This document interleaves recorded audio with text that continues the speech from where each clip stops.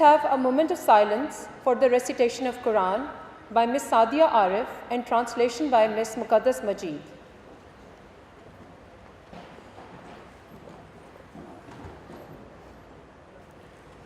أعوذ بالله من الشيطان الرجيم. بسم الله الرحمن الرحيم.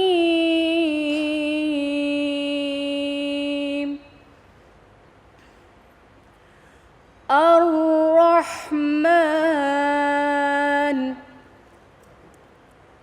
علم القرآن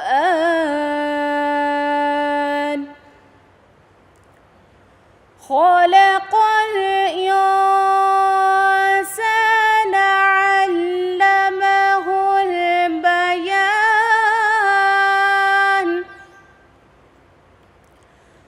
الشمس والقمر بحسبان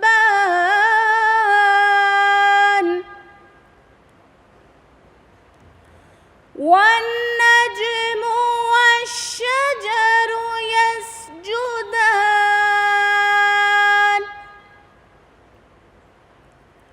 والسماء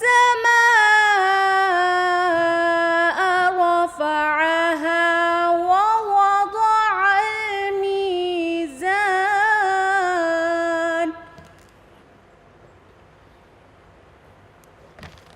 In the name of Allah, the Beneficent, the Merciful. The Beneficent hath made known the Quran. He hath created man. He hath taught him utterance. The sun and the moon are made punctual. The stars and the trees adore. And the sky he hath uplifted, and he hath set the measure. صدق الله العظيم. Thank you so very much, and blessings be bestowed on all. Let us all honor the national anthem of Pakistan.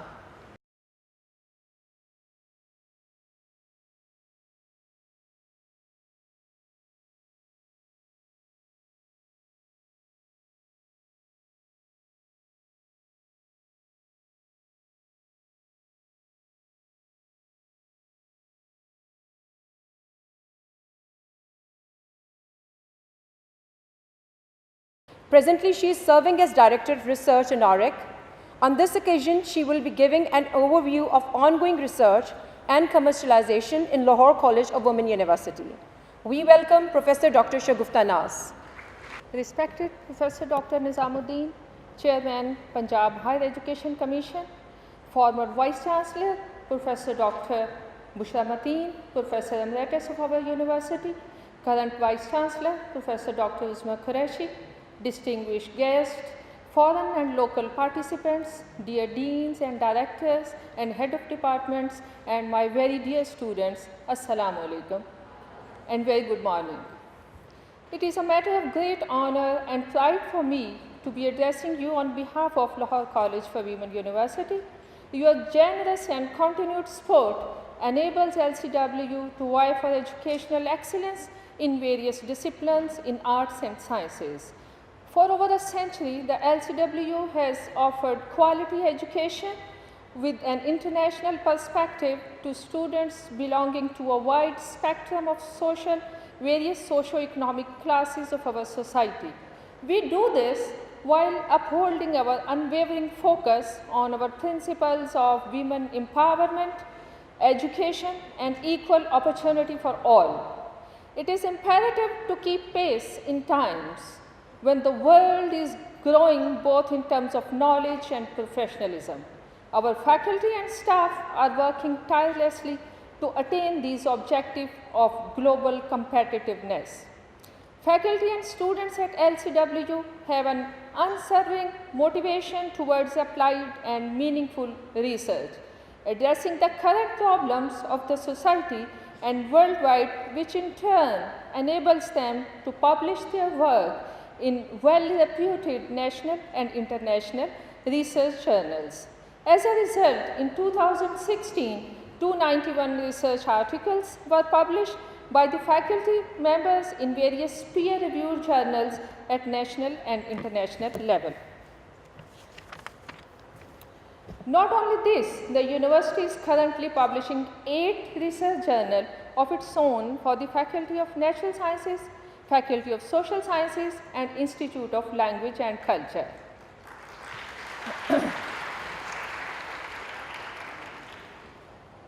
Quality research has enabled the faculty to file for national and international intellectual property right.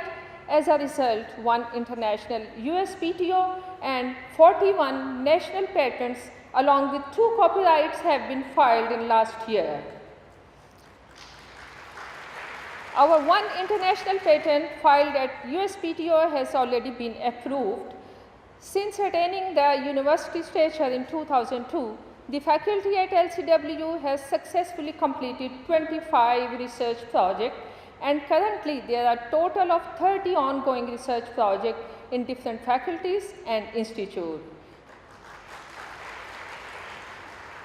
It is worth mentioning here that a PARC US project of 42.69 million rupees was awarded to Department of Biotechnology, LCWU in 2016.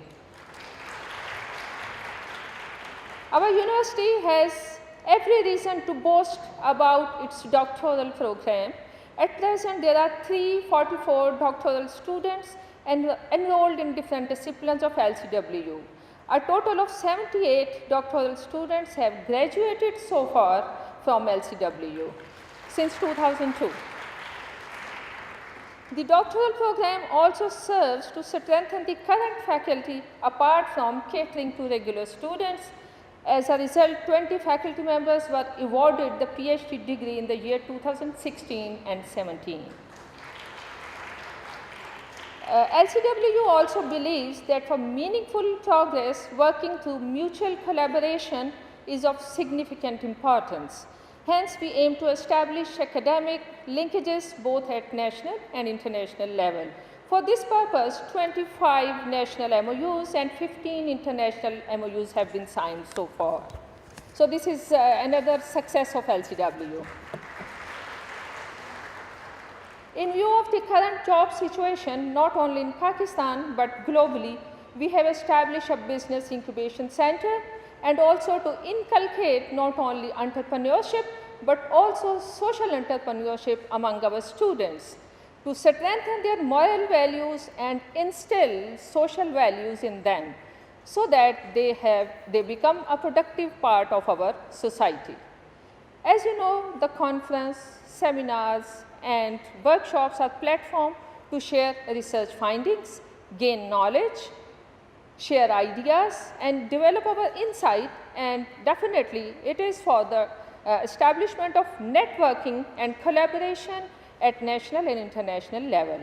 The purpose of this international conference is to share ideas and expertise to bridge the gap between technology and conventional practices and research integrated with new trends in natural sciences. Finally, this conference will be a great opportunity to explore ideas and possibilities to develop indigenous smart solutions for local community and increase produce with minimum resources. Now, Professor Dr. Fakhanda Manzoor will give the detail about the conference. I hope you will enjoy this event. Thank you. Bismillahirrahmanirrahim. Distinguished guests, Professor Dr. Nizamuddin, Chairman, Punjab Higher Education Commission, our worthy Vice Chancellor, Professor Dr. Usma Qureshi, dear participants, students, national, international speakers, I welcome you all at Lahore College for Women University. This is an international conference, New Trends in Natural Sciences from Basics to Applied. It is jointly organized by Department of Biotechnology and Lahore College and Department of Zoology. This conference will provide a forum for in-depth discussions and innovative techniques in scientific research. Topics discussed in conference will bring all scientists to collaborate in different disciplines of natural sciences for the betterment and welfare of the society. Conference talks and abstracts will update participants on technological advancements and will open new avenues in exploring science-based discoveries. For this conference, we got splendid response, and in total, we received 200 abstracts from different universities of the world. 50 abstracts and their themes were not they were not matching the themes of the conference. So in total, we have 80 oral presentations and around about 60 posters in this conference. Different national and international organizations and universities, they are participating in this. The list of international universities and their speakers who are delivering in the talk in this conference are University College London, University of Sheffield, University of Mississippi, USA, University of Kuwait, University of Heidelberg, Germany, Central Californian Eradication Agency, and different Bundaberg Hospital, Australia, and different commercial organizations from China also. We got a huge response of abstracts from different universities of the Pakistan also. The national universities who are contributing whose speakers are contributing their talks are University of Health Sciences Lahore, Fisheries Research and Training Institute, University of Agriculture Faisalabad, GC University Lahore, University of the Punjab, University of Sargodha, University of Karachi, Government College for Women, University Faisalabad, University of Sindh, Jamshoro, Pakistan, University of Agriculture Faisalabad, Government Islamia College for Women, Cooper Road, University of Veterinary and Animal Sciences, University of Karachi, Bahauddin Zikriya University, University of Lahore, Allama Iqbal Medical College Lahore, Canadian College for Women, Rifa International University, Combined Military Hospital Lahore, Government College for Women Gulbarg, and Feeding Pakistan program USDA also. So I hope this 3 days event will be very successful with your full participation, and you people not only will participate and collaborate each other, but also hopefully enjoy in this university also. Thank you very much.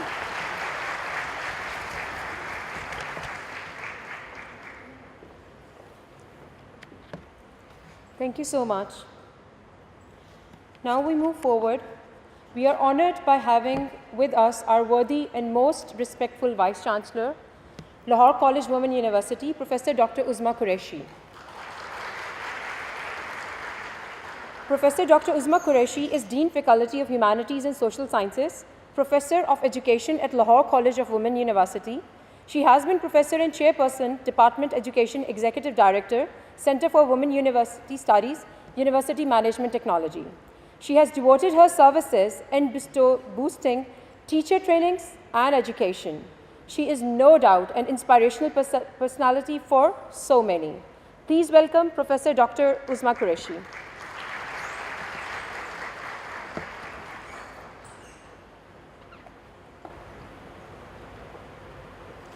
Bismillahirrahmanirrahim. Honorable Professor Dr. Nizamuddin, Chairman, Punjab Higher Education Commission, Professor Dr. Bushra Mateen, President LCA, former Vice Chancellor Lahore College for Women University, Professor Dr. Bushra Khan, Dean Natural Science, Faculty of Natural Sciences, guests, faculty and students, Assalamu alaikum, and welcome to International Conference on New Trends in Natural Sciences from Basics to Applied. It gives me a great pleasure to welcome you to this very important event in our university.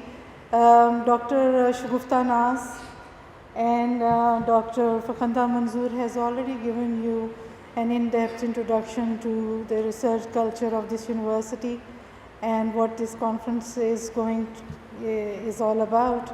I hope that you enjoy your stay here. I'm going to keep my remarks to the minimum because I've been told that there is an impressive lineup of speakers today, and we have already been delayed for some time, so I will just keep it to the very minimum, and I'll just read out whatever has been given to me.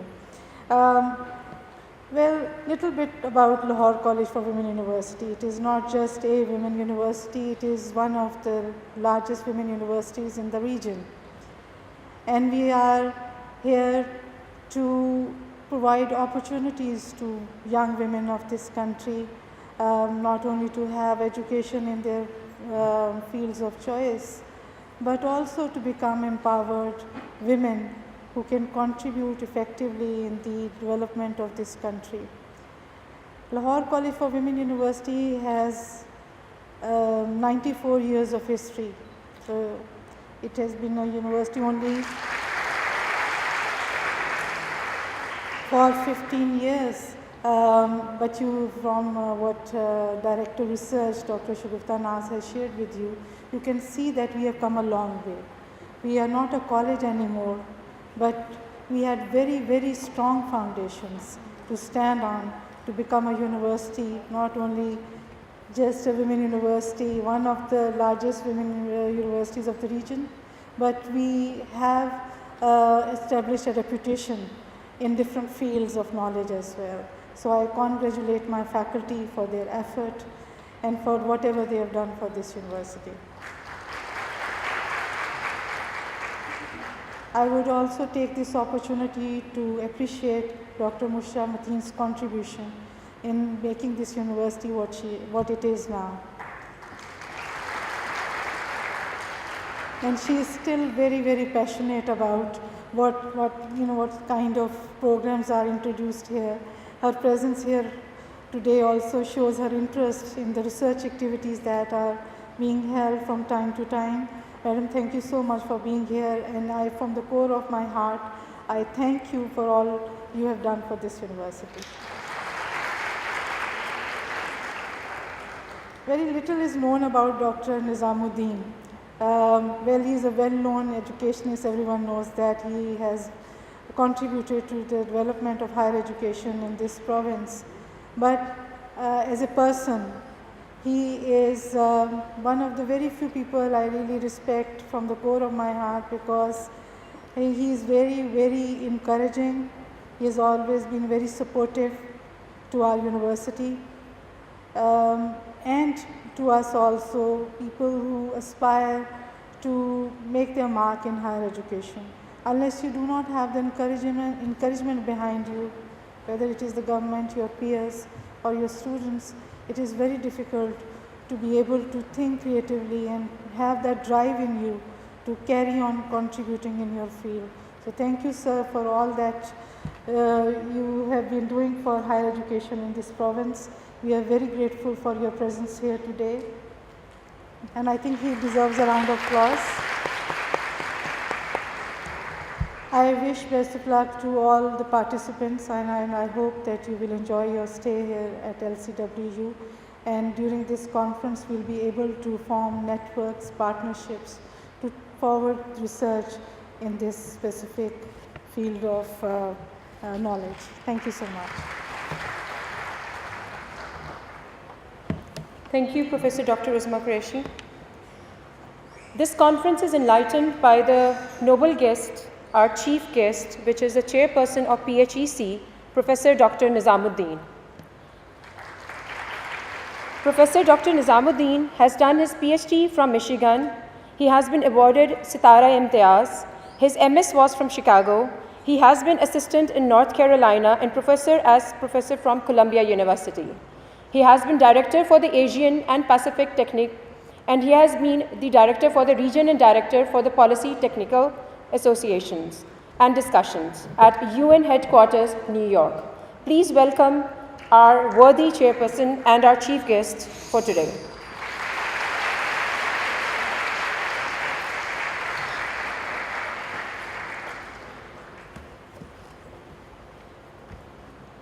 Bismillah ar-Rahman ar-Rahim. Very good morning to all of you. Worthy Vice Chancellor, Dr.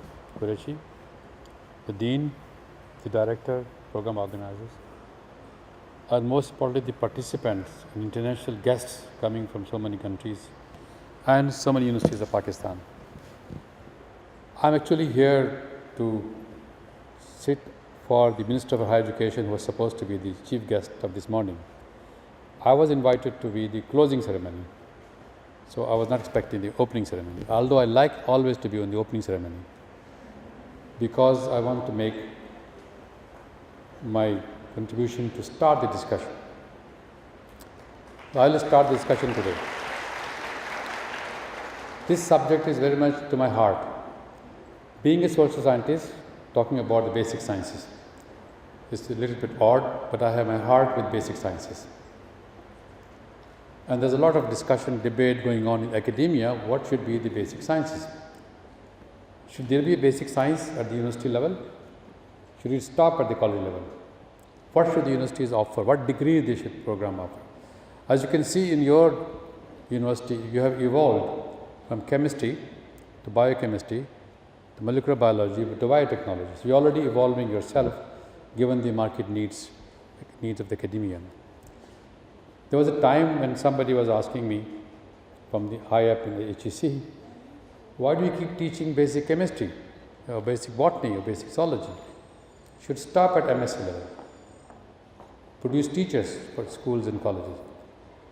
But you should produce researchers at the universities in which should be integrated with other sciences, which is the subject of today's conference.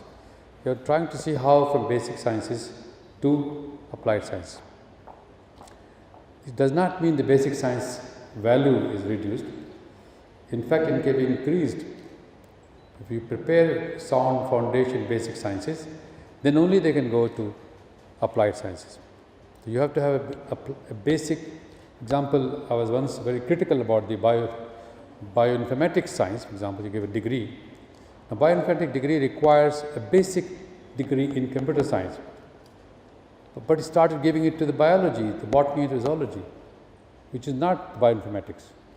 It's basically a degree in computer science, but application to biology, zoology, botany, chemistry.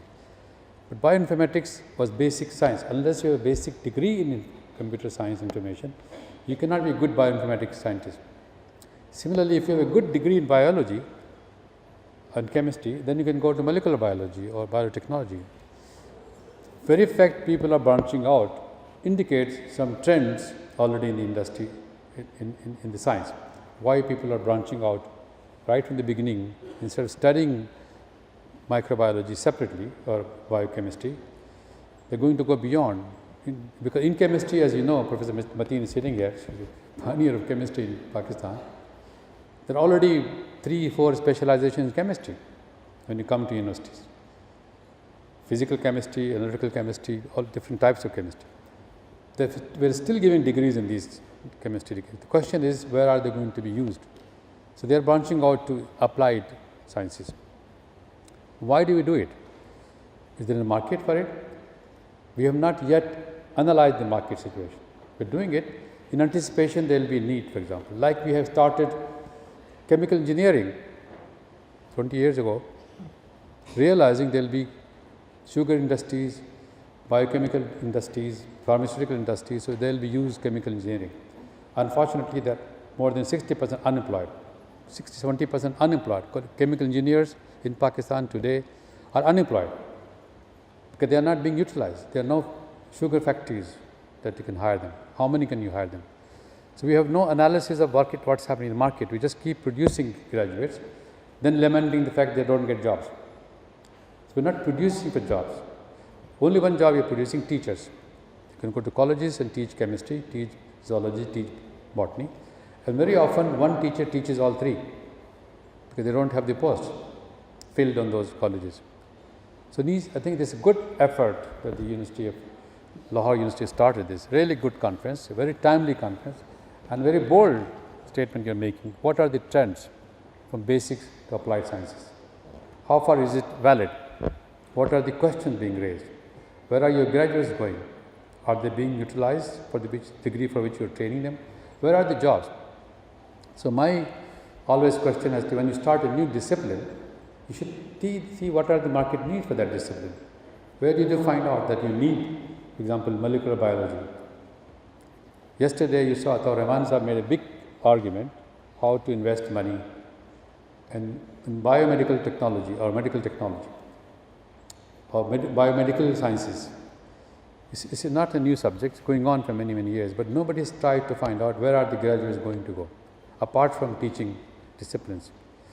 If you go to colleges, there is no such thing, there's only basic sciences. In colleges, there is no combination, no applied science, it's always basic science. Most of our graduates go to college teachers. If you go to university teaching, there are chemistry departments, biology departments, zoology, botany, not biology, mostly zoology, botany, chemistry. So then when you have basic degree in chemistry, then the question of biotechnology degree program starts. Then looking for a PhD in biotechnology, which is not yet available for the last, maybe it's available now, but 8 years ago it was not available, just starting. So my congratulations to the university for starting this debate, a very important debate, and it's a very crucial debate for us, to put our young people, teachers and students on the right path. Let's debate it. What is the market? What is the industry? What does the academia need? What does the research organization need? What happens to our graduates? Are they going to work in research centers? Of course, they should work in all places. But the question is, are we really preparing them for the society? Publicist Commission has own requirements. They have difficulty in accepting integrated subjects. There was a recent case in Publicist Commission. There was a faculty member appointed, selected for a post. Her degree was in behavioral sciences. One of our smart vice chancellors started a program called behavioral sciences, not chemistry, not psychology, not sociology, combination of both. And she thought she's doing a great job for producing people to be behavioral scientists, not just sociologists, not just psychologists. But the Publicist Commission set up a committee, they didn't agree. They said because the degree neither here nor there. So before you start degree program, please see what are the requirements of job market or your own academia. The academia didn't select. They came to me in Gujarat, that girl came to me in Gujarat University as a test case. I invited the papers from Fatma Jinnah, said, tell me what is the behavioral science. I saw a combination of chemistry, psychology, sociology and anthropology, but more focus on psychology. The question was, this girl was from Gujarat, I needed staff, so I selected him in sociology, with the understanding that she will get an MPhil degree in sociology so that she can qualify to remain in sociology, which she did. But the Publicist Commission says no, her basic degree will be counted, not her MPhil degree. So these are the different problems that you have to face. So we should be aware of these different problems of how when you start from basic sciences to applied sciences, see what happens to our graduates, where do they go? That's one caution I want to introduce, the discussion that we're going to start the next 3 days. Second is teaching, whether it's biochemistry, biotechnology, name anything, sociology, psychology. I believe you cannot teach unless you practice. If you don't have a practical lab, I was asking the question today when they were showing me about their plants. I said, do you have a medicinal garden? I was pleased to know that they have a medicinal garden in Jinnah Park Gardens. That's the way it should be. So you should have, if you're teaching aquaculture, you should have an aqua farm. And very important science. You should build an aqua farm and teach aqua farm. You're teaching sociology, have disciplines, research going on in the field society, about society, behavior, norms, attitude going on. And each faculty member should be involved in that research. Without involving research project yourself, you cannot teach research methodology. You can teach research methodology from the textbooks, but that's not Pakistani sociology. Pakistani sociology should be based on Pakistani society, and for which you need to conduct research. Same thing in applied sciences. You conduct applied science with industry, with the collaboration of industry, business houses, as you have done, some industry has come to you. This collaboration research should be with industry and business houses.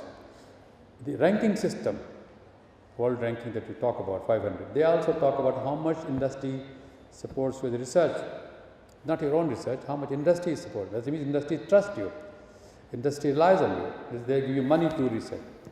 Under that situation happens, ranking will not, one of the factors of ranking is how much industry supports you. So the second question will be, unless you start teaching in collaboration with industry, business houses and the scientists, your teaching degree will not be meaningful. If you don't have research projects of your own, each faculty member should be doing research first before they teach postgraduate classes or honors classes. Unless they do that, that means they should be left teaching basic sciences. If you talk about applied sciences, that means you have to apply yourself, do the research, and then start teaching it. Thirdly, I wanted to say that the collaboration that you're doing with so many universities are here from Pakistan. I believe in this day and age, research cannot be in a silo. Research has to be in collaboration with some other institution, whether it's local, international, or interregional. You cannot just sit in the lab, start doing your own research. It has to be collaborative. If you want to make meaningful, learn from other experiences, what's happening around the world. You cannot just create without knowing what's happening. Your research will be ultimately, if you compare them, the world research agenda, you will see that you are way behind the research. So if you really want to be a researcher, collaborate with other institutions. Without collaborative research, you cannot really do it yourself.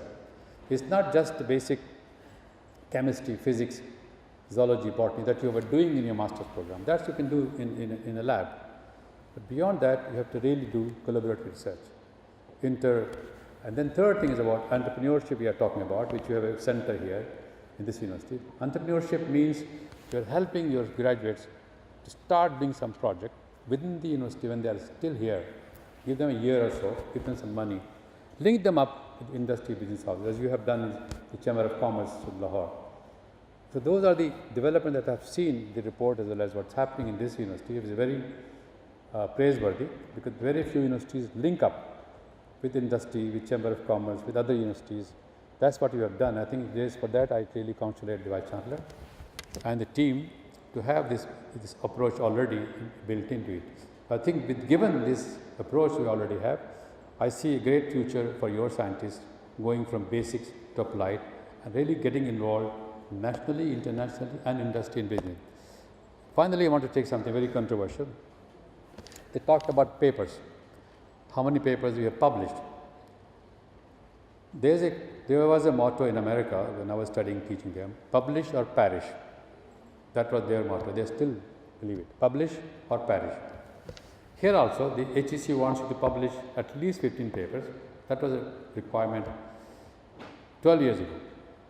Now your lecturers produce more than 20 papers. The requirement for professor was 15 papers. But your chemistry lecturers already producing 15, 20 papers as a lecturer. So that means there is a over subscription of papers and presentation, publication. My argument for impact factor is that what impact your research has done to industry, to business, to society. If it's not curated in impact, if only citation index, I would not call it impact factor.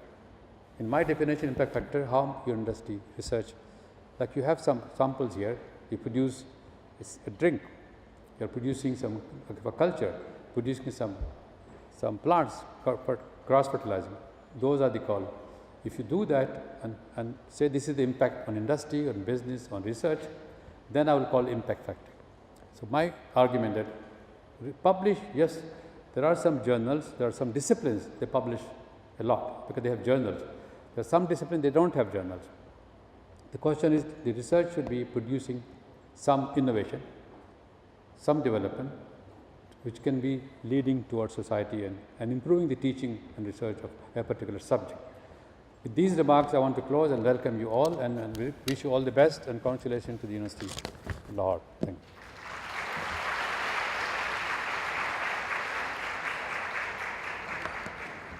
Thank you so much, Professor Dr. Nizamuddin. Today with us is present our valuable guest, Professor Stephen Perkin from University College London, which is among the top 5 universities of the world. Let me introduce you to Professor Dr. Perkin.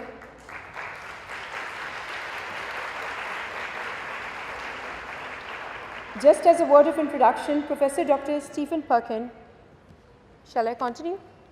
Okay. Or do you want to do it first? It would be best. Please carry on. Okay, thank you very much.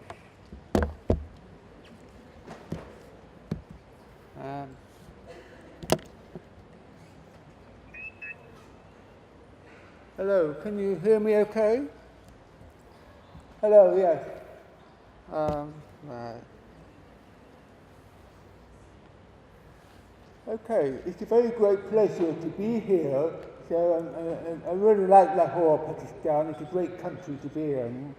I would also like to thank very much the Professor Manjur and Dr. Iqbal for inviting me here to do the presentation. The hospitality I've received here has been absolutely amazing.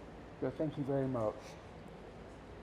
Right, I'm going to do a talk now about the atomistic modeling of scattering data in CCP SAS. And I'm going to tell you, I'm going to tell you a bit about the application of this to looking at antibodies. Yeah. Is that clearer? Yes. Community worldwide. If I can place the topic of the talk in context, the various methods are available for looking at protein structures. Protein crystallography is the famous one, where up to 29 Nobel Prizes have been awarded for the application of crystallography in protein structure work. NMR is another method for that. Nobel Prizes out in 1991 and 2002. This year, another Nobel Prize was awarded for cryo-electron microscopy. So the solution scattering approach gives you the ability to determine protein structures in solution by a combination of experimental methods with the application of molecular dynamics and Monte Carlo computational methods.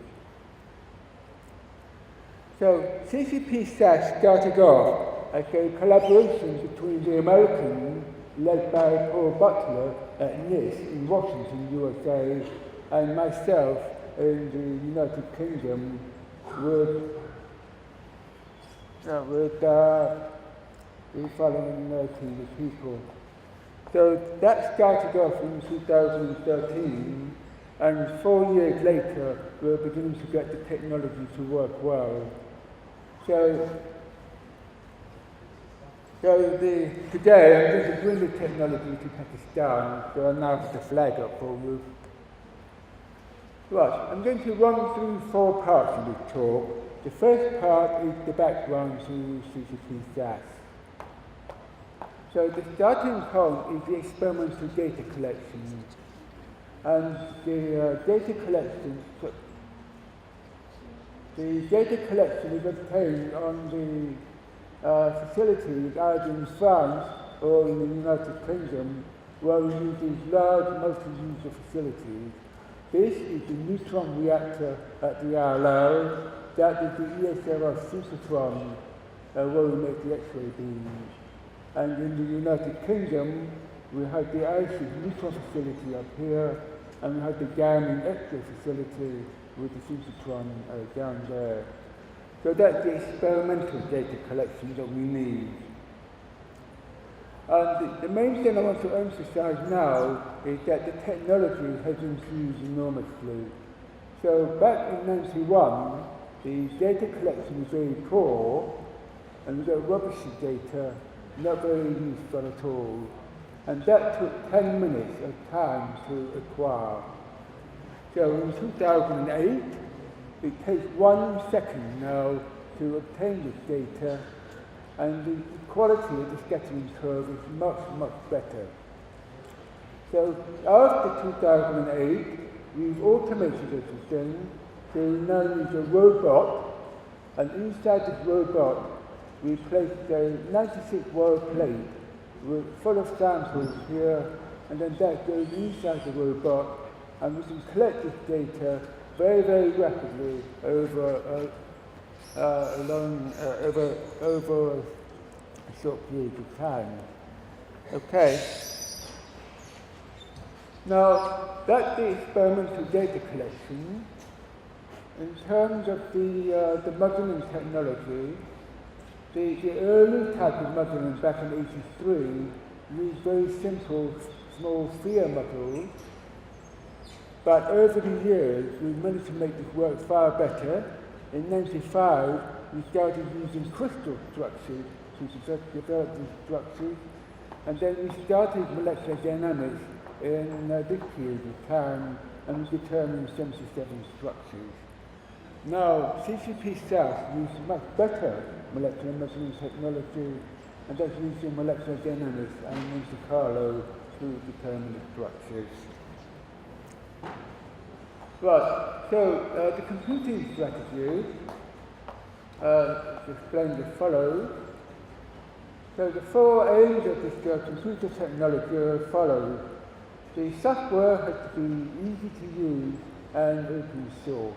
So that's the first thing about the software package. If it's not accessible, no one is going to use it. The second thing is that you must use physically accurate atomistic models in order to generate the scattering curve fit. The third thing is that the experimental data sets have to be high quality, and I've explained that a few minutes ago, and then we put the whole package together, accessible on the web in one software package. Now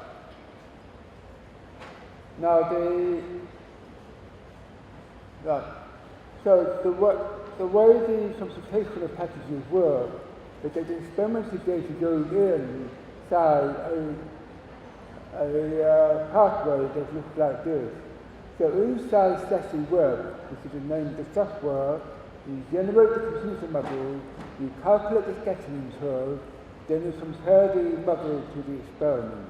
The experimental data comes in there, and you go around the circle time and time again until you get the curve fit. And then when you have the outcome of that, then that is it. That's the more complicated diagram showing the same thing. That is the web interface. You log in, and then you go inside the packages there. And then within this, you have all the various implication tools that you need, which are summarized down there. The usage of the package is beginning to increase enormously. So we have about 500 people now using this package as in August 2017, and we have about 40 people who are heavy users of the software, and the whole package is beginning to take off very strongly. So I'm now going to give some examples of how the package works. So the application of CCP SAS are quite broad-ranging. If you do soft matter work, then you can do work with polymers, nanoglyphs, detergent micelles, and things like that. And you can make computer models of these and get this curve fit, as shown there. In biology and biotechnology, you can look at antibodies, you can look at multi-domain proteins, or you can look at protein RNA complexes.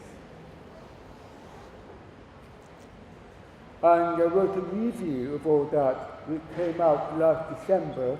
So if you want to read up on the background to this, then that is published last year. And this diagram this article talks about 6 biology and 1 soft matter application, and that makes it all work out very well. Right, I'm now going to talk about antibodies and how we apply CCP SAS software to that. Right, so the antibody molecule, just to remind everyone, is made of 2 fat regions, a hinge in the middle, and an FC part down there. So IgG is the most common antibody in serum. Other antibodies, IgA and IgM. Now in serum, you have IgG1, 2, 3, and 4. IgG1 is the most abundant, IgG4 is the least abundant. What the antibody does is bind to foreign objects, foreign particles, through the Fab region, and then through the FC part of the antibody molecule.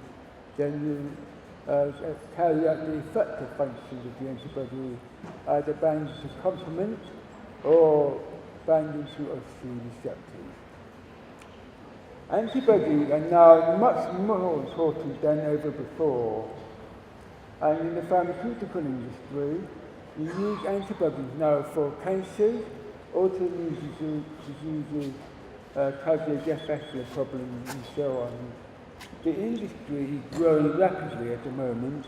It's the most rapidly expanding new drug in the United Kingdom. And one of the big companies I work with is now worth £4 billion as of this year. And they are now developing 200 different antibodies for pharmaceutical uses. Okay, so the monoclonal antibodies in the pharmaceutical industry are designed to target specific molecules. And just one example of that is Herceptin, which is the antibody used for breast cancer. But now, the industry itself really does everything on a big scale. You do the cell cultures in 200-litre fermentators. You use column chromatography, which is about 1 metre in diameter for the columns. But while you're doing all this sort of thing, there are many questions about the conformation and the stability of the antibody, and that's where the solution scattering method comes in. Okay, so I've got one example of an antibody project here, IgA antibody, and the big question here is where are the Fab relative to the Fc part of the antibody, and how does the receptor bind to the antibody? Well, by CCP-SAS modeling, you can work out that the Fab are like this, okay?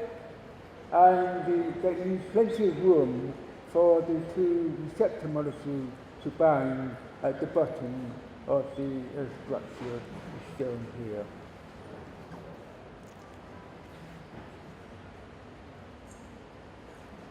Another type of project involving antibodies is to look at the glycosylation. All antibodies are glycosylated, and we have carbohydrates here in the middle of the Fc region. So that's the Fc region there, and that's the Fc region down there with the carbohydrate more visible. We don't know how important the carbohydrate is for activity, so we have a very good project at the moment where we are removing the carbohydrate, and then we're looking at this by X-ray scattering, neutron scattering, and by the SASI modeling approach. Right, the most common antibody in industry is IgG1, okay? Not many people are that interested in IgG2. So we want to know how IgG2 compares with IgG1. So we did a modeling project with the myeloma IgG2 in humans, and we found that this molecule is quite symmetric. And then, with the monoclonal antibody, that was done a few years ago, and that turned out to be an asymmetric structure. So the two structures are quite different, and the computational method we have can pick up different conformations between the same IgG subclass. So I've got a comparison here of the IgG2, which is symmetric, compared to IgG1, which is asymmetric, and you can see the Fab are completely symmetric about the Fc part of the structure, but here with the antibody IgG1, it is asymmetric, with one arm completely different from the other. So we can pick up large conformational differences between the different IgG classes. Right, another problem with biotechnology is antibody aggregation. During the manufacturing process, it's very important to keep antibodies stable. And the problem we have is that when you manufacture the antibody, you must take them to a low pH, because that's how you inactivate viruses that might have come in during the manufacturing process. The problem here is that the antibody is not stable at low pH. So what we did here was to take the antibody to low pH and measure the scattering curve very, very quickly in just a few seconds. So at 0 time, you have multiple consumations of the antibody at the beginning of pH 3, and after 20 minutes and after 3 hours, the antibody has changed shape completely. It becomes more compact, and it actually comes out of solution. So we can use the solution scattering approach and the measurement approach to find out how the aggregation is going ahead and maybe work out better ways of controlling this. So where do we go to in the future? So the conclusion of this talk is that we have a new atomistic measurement procedure based on X-ray scattering, neutron scattering. It's functional and it works very well in the CCP-SAC program. The method is applicable to antibodies, but if people in Pakistan also wish to do solution structure work in antibodies or any other macromolecule in Pakistan, then the CCP-SAC program will work very well for you. If anyone in Pakistan is interested in this, we can talk about coming back here to Pakistan and doing 2-day training courses if you're so interested. Okay, so that's the end of the presentation, and I just want to thank all the people who have contributed to the project, that not only the American and people in the United States, but the research councils here, and also the facilities at ISIS, Diamond, NIST, and Yeragon in those different places. Informative piece of work from Professor Dr. Stephen Perkin. I would like to say some words about Professor Stephen Perkin. He has obtained his bachelor's in chemistry and his DPhil in molecular biophysics from Oxford University. He obtained AMBO and AMBLE fellowship to work at the ETH Zurich and AMBLE Grenoble. He was awarded a Lister Fellowship held at Kennedy Institute of Rheumatology, Hammersmith, London.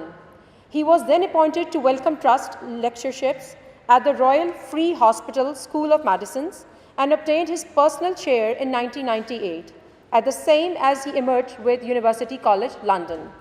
He moved to the main campus of UCL in 2002.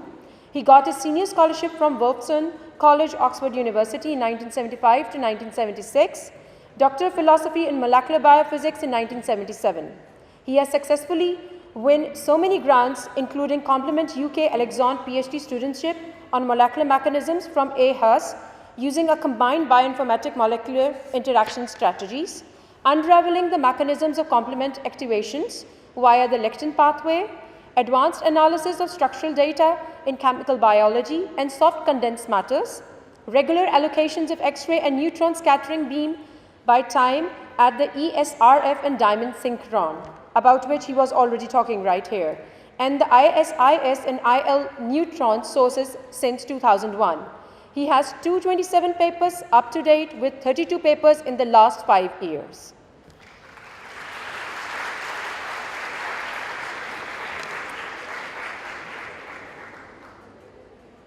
It will be an honor to share a cup of tea with all of our esteemed scientists gathered here. Please join us for tea. For the guests and the faculty members, the tea is arranged in the committee room.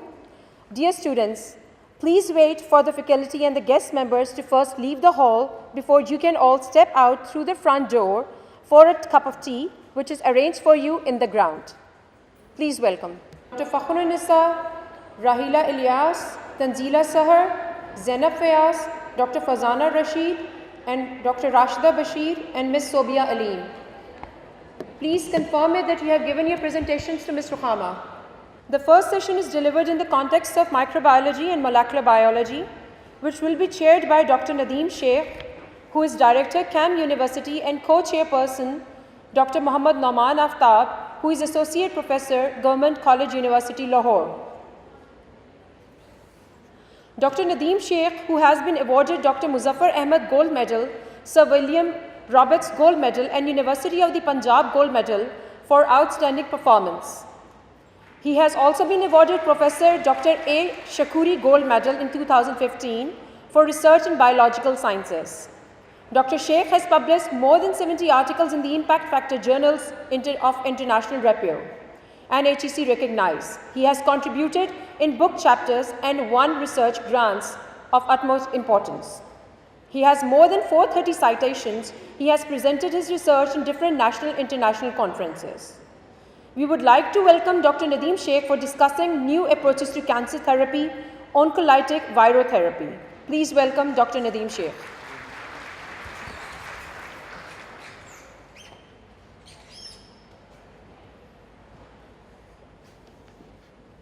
Bismillahirrahmanirrahim. Dear faculty, students, Assalamu alaikum. I am going to talk about a topic which is of general awareness and is of social importance. New approaches to cancer therapy that is entitled as oncolytic virotherapy. If it is not working, slide. So from this one, this power. The slide shifting. For the slide, it's not shifting. No. नहीं हो रही है. Okay. इसकी USB check कर लें. अगर range में नहीं है तो मैं आगे आ जाता हूँ. आपके पास पोर्टेबल माइक है? Yes. This is group diseases which is like defined due to abnormal growth of the cells, uncontrolled growth of the cells that could be because of aging, that is the disruption of the cell cycle, and ultimately the cells lose control of it. Ultimately, what they are going to do, they are going to make piles of cells. Normal cells have a tendency to grow laterally, supine or attached with substrate or with a spore and fixed spore. But cancer cells have ability to grow above each other, just like towers. The reason behind the cancer development are multiple reasons. These could be genetic factors, these could be factors which we are going to check on the daily basis. Even we may be having something exposed 3 times a day in these. There are some agents which cause mutations. When mutations take a fire, they go towards destruction of cell cycle and then we lead towards cancer development. When we talk about mutagenesis can be of somatic cell or nerve cell mutation, ultimately going to give you an organism, each and every cell is going to have that mutation. But somatic cell mutations, they are local. And every day when you walk in the sunlight, you are getting mutation. But they are not being expressed because of repair mechanism. There are different positive factors like smoking, radiation, viruses, carcinogens, obesity, and common chronic inflammation and other factors which contribute towards the development of cancer. Just keep an eye on the word virus, which is one of the positive agents for cancer development. If we talk about side effects, we classify them on the basis of tissues from where the cancer originates. We need to classify, we need to stage cancer before taking any therapeutic away. For going for any disease treatment, we have to identify the stage, type, and the grade. These are different sites where cancer can originate. It could be neoplasm, carcinoma, issues, leukemia, blackball, lymphoma, blackball, myeloma, or sarcoma. In every case, we have to first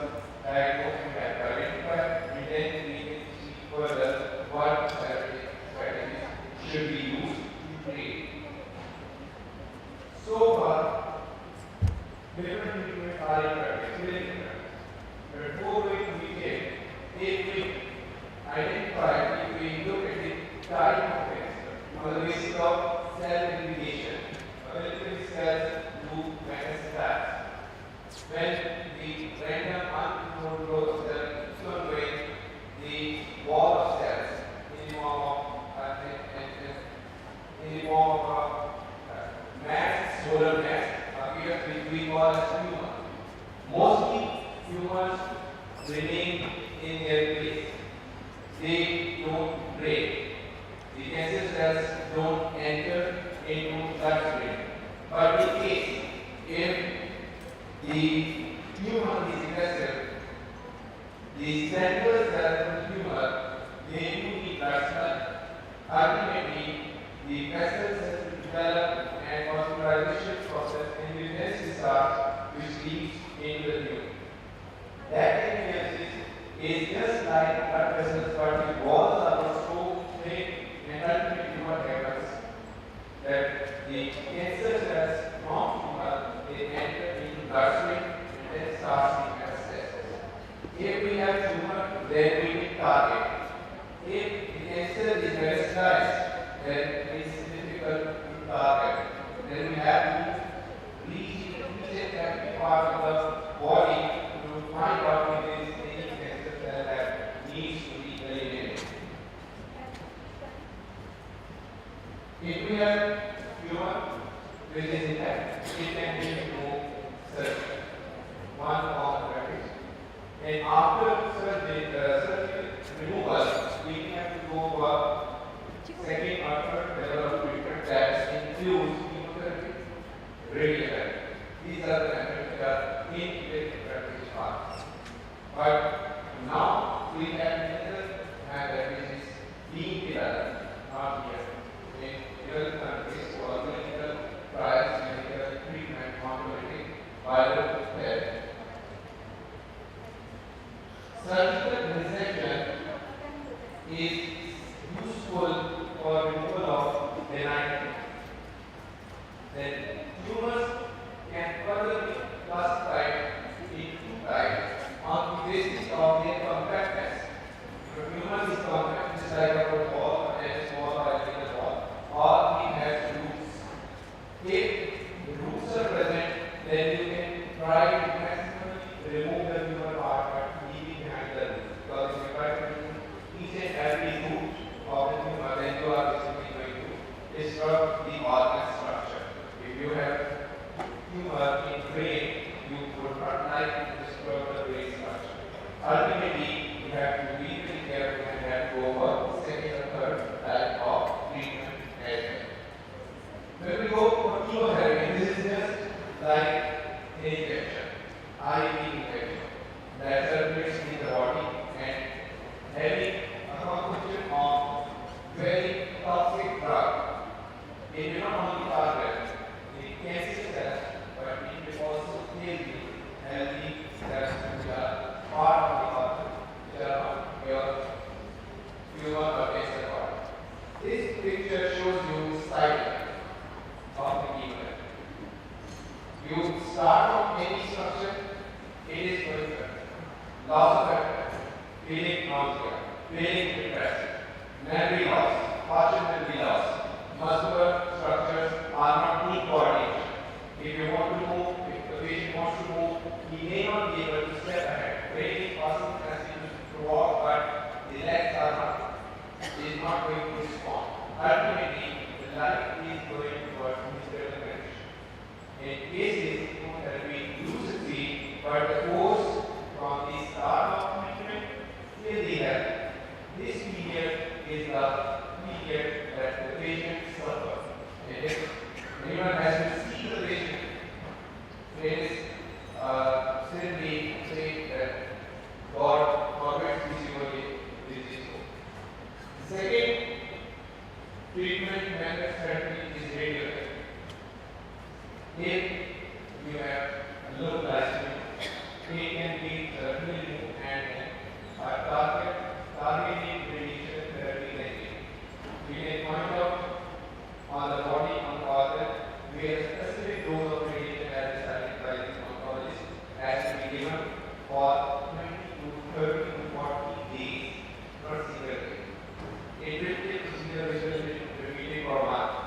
And just imagine if your hand gets burned, if the same place has to be burned for 30 days, what will you feel? Radiation, this is the schematic representation how the radiation or radiotherapy is done. Radiation is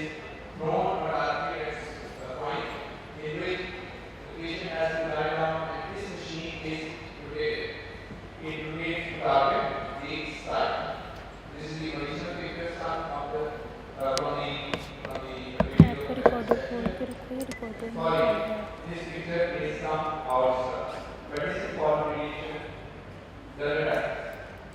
This is visible. And you can see the extent of the, but do you think what happens inside the invisible part? This picture is for a patient treated for head and neck cancer. What you see out of the body, what is happening inside the body? The digestive tract is an spherical after this act. Ultimately, what is going to happen? That people will speak. Even you cannot sit down the water to drink. Eating is something very far away thing. So these therapies are in practice, but these have severe side effects. People started working on uncorrelated biotherapy long ago back, almost a century before. There was an observation that cancer patients who are suffering from the viral infection, they feel better. What is the reason that people started working on that, and then it was observed that viruses, which we just said are the causes of tumor or cancer establishment as a causative agent, they can be used to treat the cancer. With specific time, if you look at the structure of the virus, we locate it with your drug you are using for their primary medicine. अगर आपने capsule देखा है, capsule is basically government is backing up of granules. The granule is basically your medicine. In this case, the virus having a outer coat resembles just like with the capsule and the DNA or RNA, which is present inside the virus, will work as the drug, will work as a treatment source for us. I will share further details. This is what actually happens. With the advent of recombinant DNA technology and using viral nucleic acids as vectors, we have the chances to develop a method to insert or to send any gene of interest, transgene which we can call here, to enter into the cell, to express there, and to let the virus complete the lytic cycle. Ultimately, the viral agent is going to target normal cell, is going to target a cancer cell. But normal cell have the immune response. Every normal cell has an interferon pathway to cope up with the viral infection and will control the virus within a healthy cell. But in case of cancer cell, virus enters and it starts replication.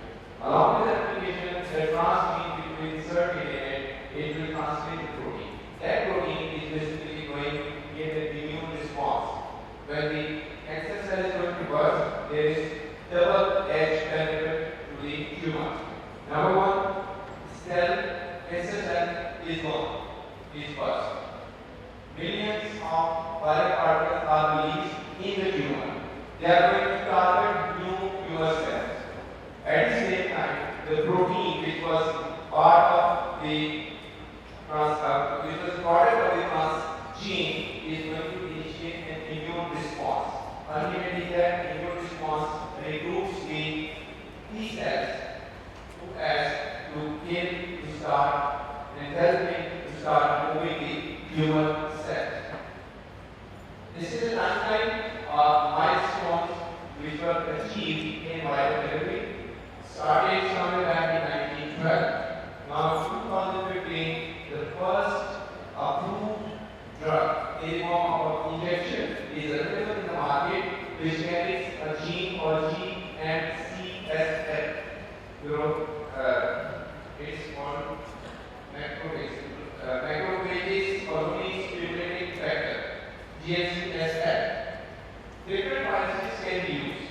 Now we have to decide whether we should use non-human viruses or we should use human viruses for this particular treatment. It's better to use human viruses. But at the same time, we have some drawbacks. We have some problems, risk factors. that there is possibility, if you have heard about polio vaccine or the measles vaccine recently, reverse the effects. Instead of giving the treatment, it gives the disease. So there are always chances that when you use human viruses, they can revert the effect and the problem of the disease they come. But we have to modify the genome. Before proceeding further, we have to modify the genome of the virus so that if it targets the host cell, as I said, it should not be virulent.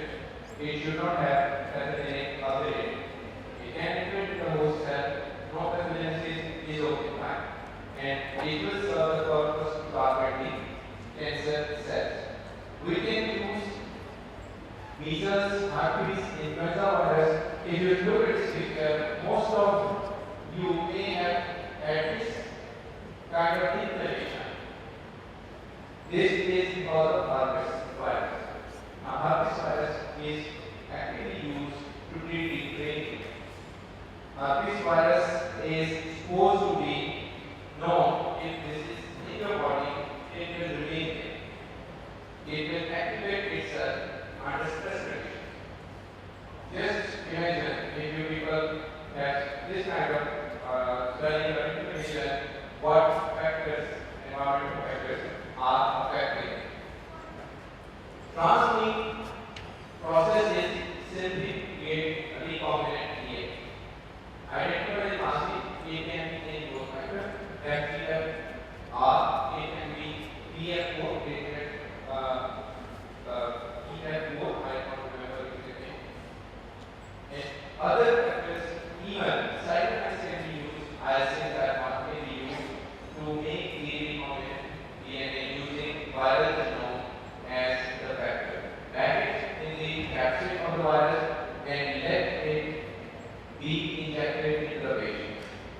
This we talked about the possible genome of this herpes simplex virus. These are the orientation of genome of herpes simplex virus. What you do, you have a transgene, you have a reporter gene of your choice. Some of the examples here, T vector, G47 delta, AX594, they have the X means the gene is removed, and ultimately this ICG6 region has a lactate gene or DNCS gene or any gene of interest. Once we insert it and we let it proceed further, this is going to happen that GNCS is produced by the cancer cells. This has ruptured by the particles target the new cells, and GNCS creates a microenvironment that initiates the immune response. These modifications need to be done for a successful viral therapy. This picture comes from a lab who treated a human using this therapeutic method. You can see at this birth, this is the localized one. The simple thing was injection of the oncolytic virus. There is no more. No surgery was required, nothing was done. But in this case, we have to have strategies. Not always humans are accessible by injecting. If the human has some medical small organ, you cannot target it. We have to use some strategies to deliver the drugs, to deliver the virus to these specific structures.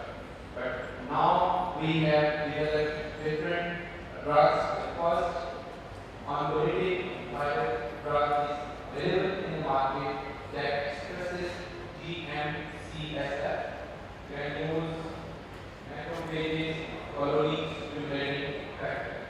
These strategies that we use for cancer treatment, then we can save the patient, we can save their families from the trauma of those 120 days. Any treatment starts, chemotherapy is going to be followed by a recovery period. If you have 1 month treatment period, there will be 3 months minimum, 3 months recovery period, and then these 120 days are this level of patient, which can be made good to improve the quality of the patient, to decrease the pain the person is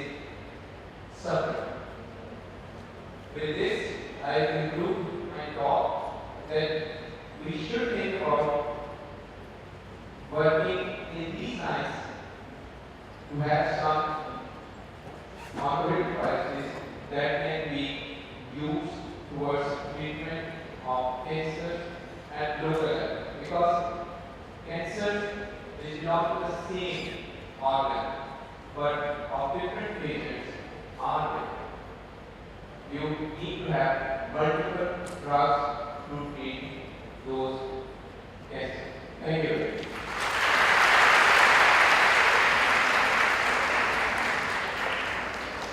Any questions?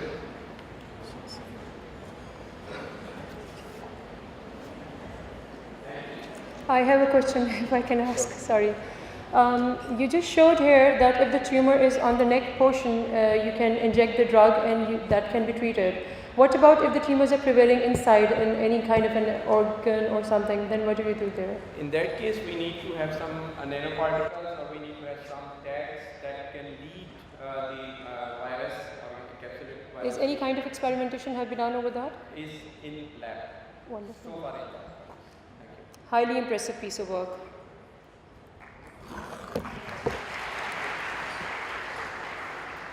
Thank you, Dr. Nadeem Sheikh. We will now move forward.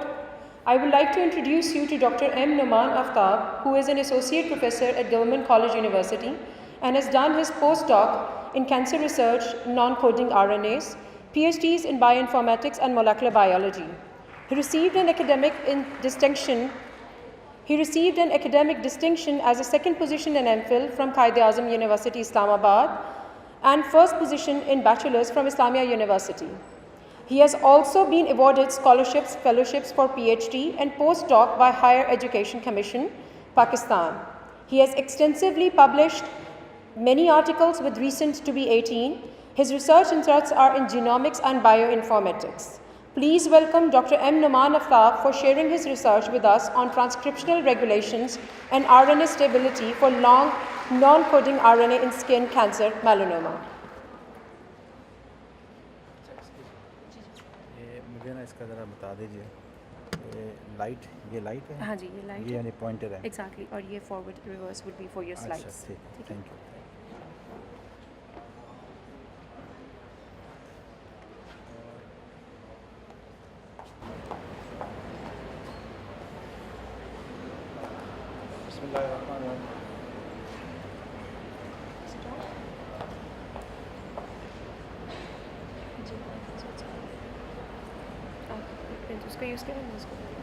Bismillahirrahmanirrahim.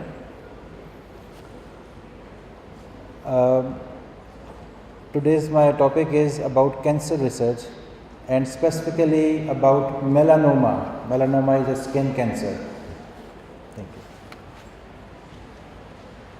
And by using this unique techniques, we have determined some new ways to identify important genes that are present or they may be involved in many cancers, especially melanoma. So you can see the topic.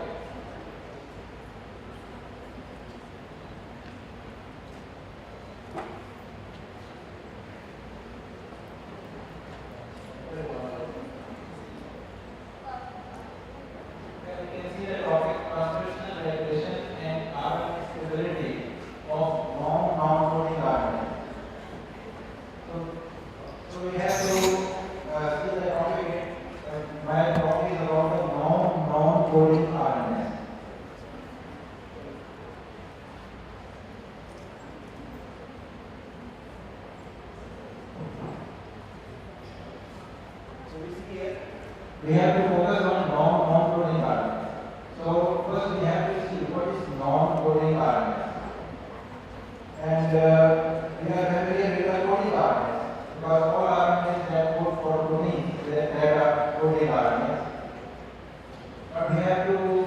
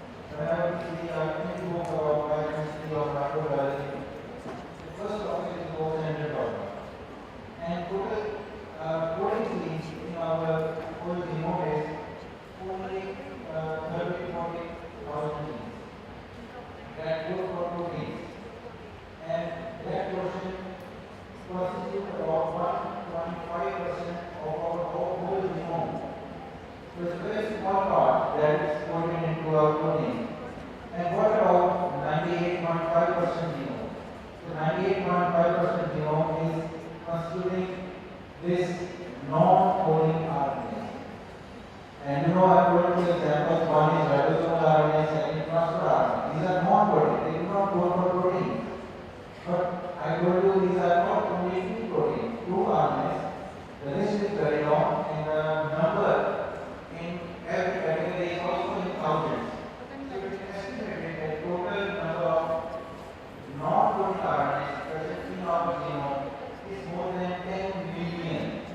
So you see the figure, 10 million on one side and 40,000 on one side. So, to which part we should give the importance? To 40,000 or 10 million? The answer is very obvious. We have to go for the majority. 10 million non-coding RNA genes present in our genome. And all these 10 million genes, they are transcribed, just like ribosomal RNA and transfer RNA. They are transcribed, but they are not translated.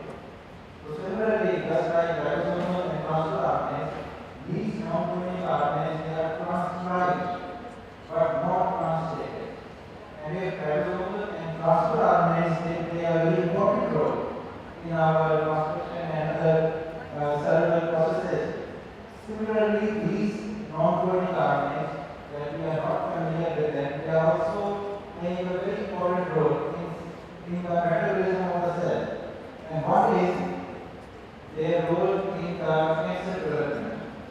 So we have to focus on the non-coding RNA, especially for the termination of cancer. So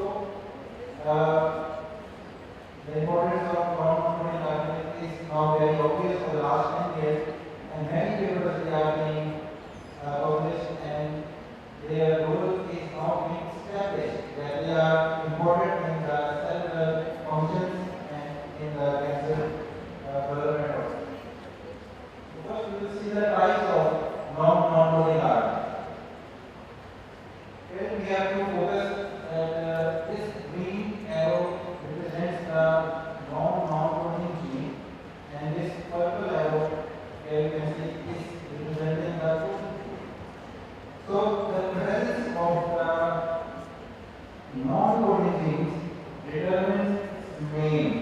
For example, this example is a gene, and this green part is the non-coding gene, and this purple is the coding gene. So both genes, coding and non-coding genes, are present on the same strand of the DNA. So if they are present on the same strand, so this non-coding RNA is called the sense non-coding RNA. Second example is of antisense, because the key is the same.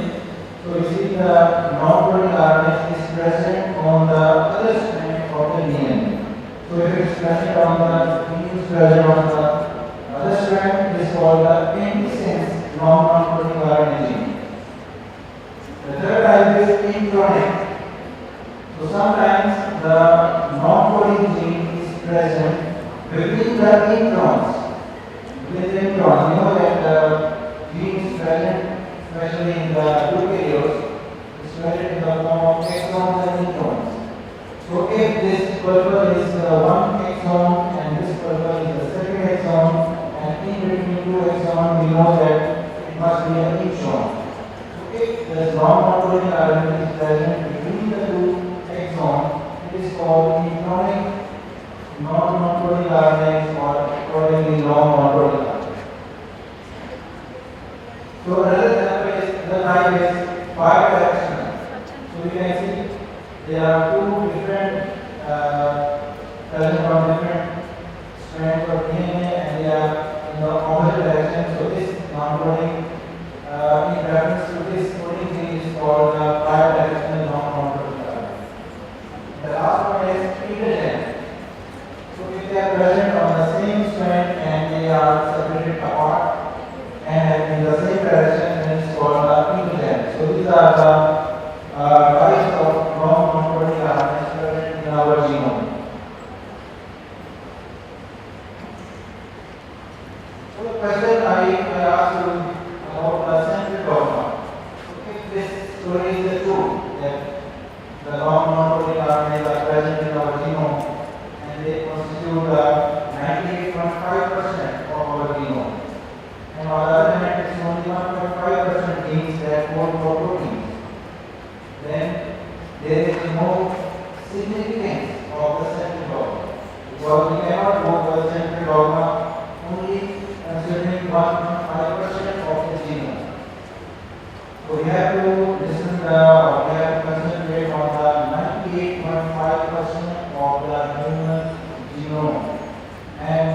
genome is also transcribed, and they have many functions. So the question is, are long-term RNAs they are chunk or noise? Because you know that in textbooks or conventional books or in the past, the teacher always say to us that coding genome is the real genome, and the rest 98% genome is the junk DNA. So the question is, if it is a junk DNA, then where is the evolution? So if it is a junk DNA, then it must be removed from our genomes with the passage of time. But it is not removed. And answer is, we have already said that this part of the genome at 8.5%, it is also transcribed. It has a function. It has a important function in the cellular mechanism. So how long-term RNAs different functions in the cell? So we'll see this. The first is, for example, this is a coding gene. Any coding gene that codes first it is transcribed into mRNA, and then mRNA will be translated into protein. So this is a coding gene, and this is a transcript of non-coding RNA that is present before the coding gene. So this coding gene has a promoter that is present in this location. Because we know that the process of transcription, before me, upstream, or maybe the downstream, generally the downstream is a promoter. And you all know that on promoter, which protein binds, and then we have a process of transcription. Which protein is a complex of proteins known as RNA polymerase that is involved in the process of transcription. So if it is a coding gene, then we know that 99.9% coding genes, they are transcribed by RNA polymerase 1, 2 or 3. Which one? Coding genes that go for coding, they are transcribed by RNA polymerase 1, 2 or 3. By RNA polymerase? Yes, 2. RNA polymerase 2. So you must know that coding genes are transcribed by RNA polymerase 2. So if this is a promoter, so if it is coding gene, then RNA polymerase 2 must bind here. But due to the presence of transcript of non-coding RNA, on that promoter, RNA polymerase 2 cannot bind. So it means if it cannot bind, then there will be a new process of transcription. Okay? So it means when there is a new process of transcription, then this gene will not be transcribed. And if it is not transcribed, then it will not be translated. And if it is not translated, the expression of that gene will not be present in the cell. So one possibility is that these long-coding RNAs, they block the promoters of the coding genes. The second possibility would be they can regulate the expression of these messenger coding genes by promoting remodeling and histone modifications. The second example is that if it is a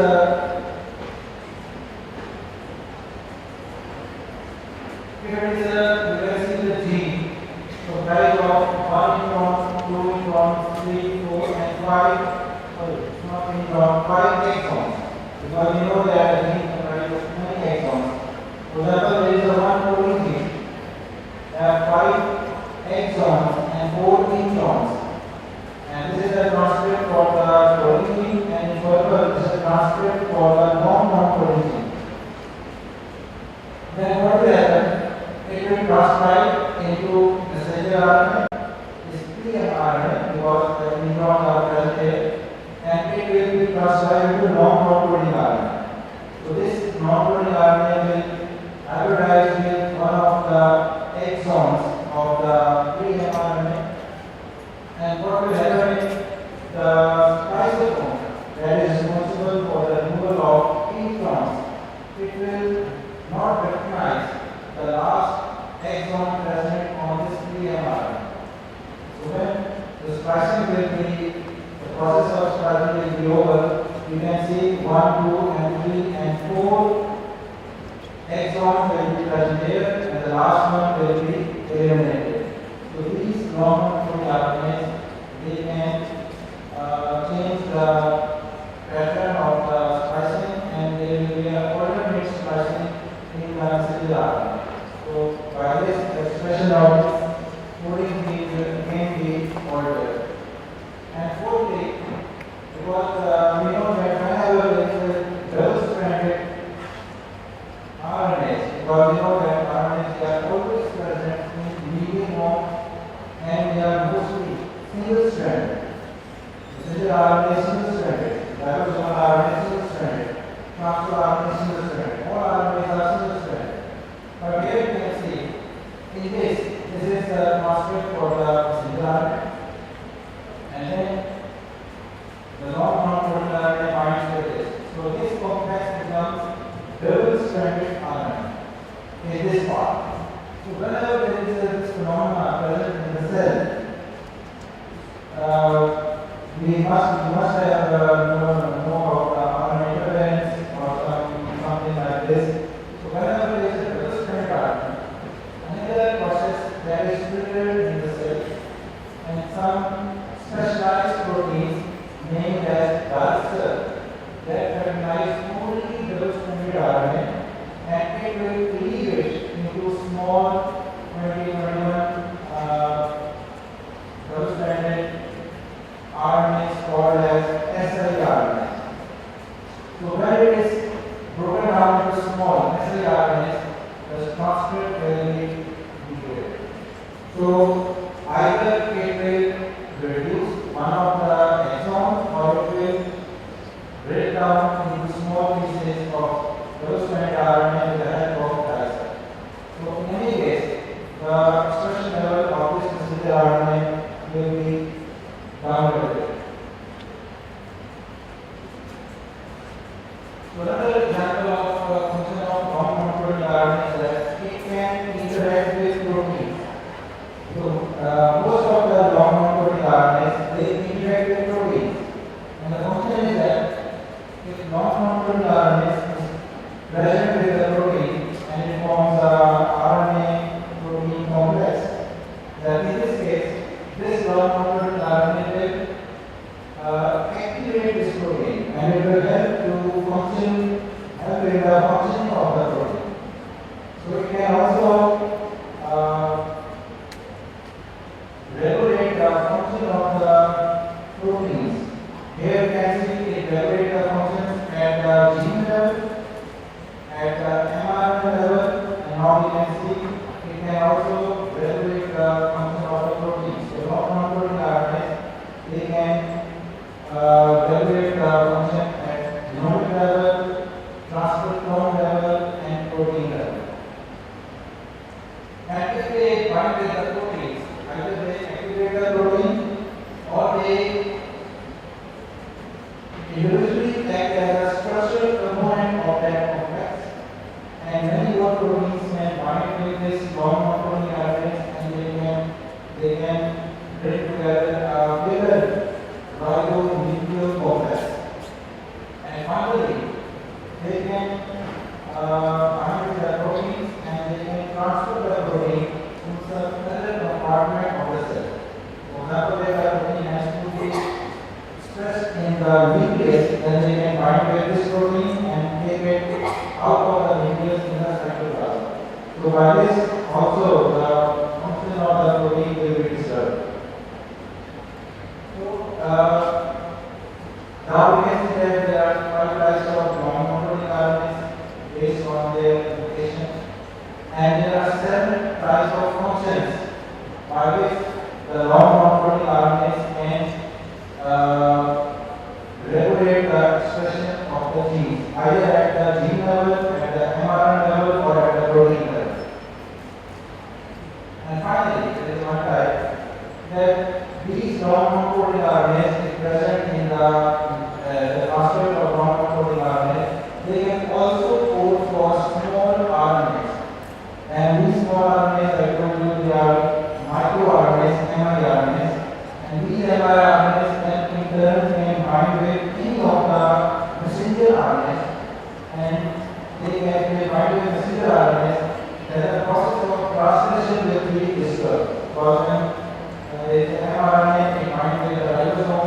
and then the process of organization will start.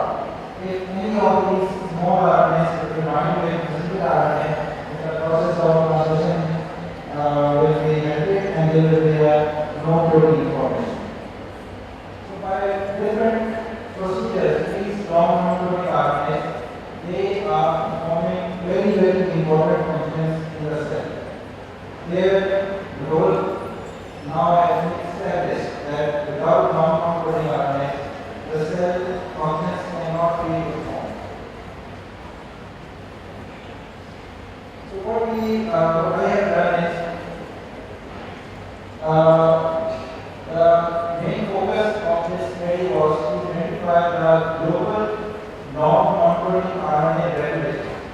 Means how, because there are a large number of non-coding are present in the cell, so we have to see the non-coding RNA regulation, and we have to determine their stability, and then we have to find the role of PCP2 and XRN1.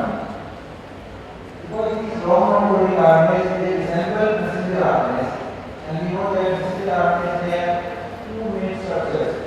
One, on the right prime end, they have the cap structure, and at the 3' end, they have poly-A structure. So similarly, the non-coding RNAs, they also have a cap structure and a poly-A structure. And we know that this enzyme, decapping enzyme 2, it is involved in the decapping because it removes the cap structure in messenger RNA. So it removes the cap structure in messenger RNA, it must be involved in the decapping of the non-coding RNA. Similarly, this XRN1, this exoalbuminase enzyme, when the cap is removed, then this enzyme degrades the messenger RNA. And the last one is we have to establish the associated non-coding RNA decay mechanism to the disease model, the melanoma. And finally, we have determined the structure of some of the important non-coding RNAs that are involved in the melanoma. So these are the experimental design. I will cut it short because what we have done is we have treated the stem cells of melanoma A375 and treated with certain drugs. One is the alpha-hemolytic drug. Alpha-hemolytic drug is involved, and the function of alpha-hemolytic is that it binds with RNA polymerase 2. Find the concentration when it binds with RNA 2, then RNA polymerase 2 cannot perform its function in transcription. So it means that all of the transcripts that are transcribed by RNA polymerase 2, they will not transcribe, and there will be no messenger RNA or non-coding RNA. Second drug we use is RNA polymerase 3 inhibitor. So the name is that drug binds with RNA polymerase 3, and then it means that if it's blocked, then the transcripts that are transcribed by RNA polymerase 3, they cannot be transcribed. So after treatment, we have the microarray RNA and then meta-analysis. Similarly, then we have done some cell biological studies, and finally we have done some shape set to determine the structure of the separate long-coding RNAs. So after this treatment, we have seen that when the cells were treated with alpha-hemolytic, because we know that alpha-hemolytic, it binds with RNA polymerase 2. And it blocks the function of RNA polymerase 2.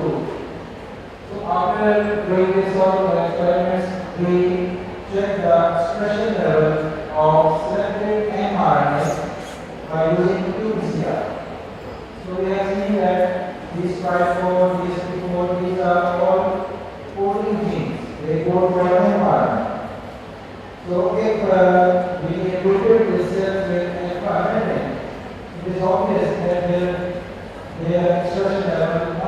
count because there is no activity of RNA polymers too.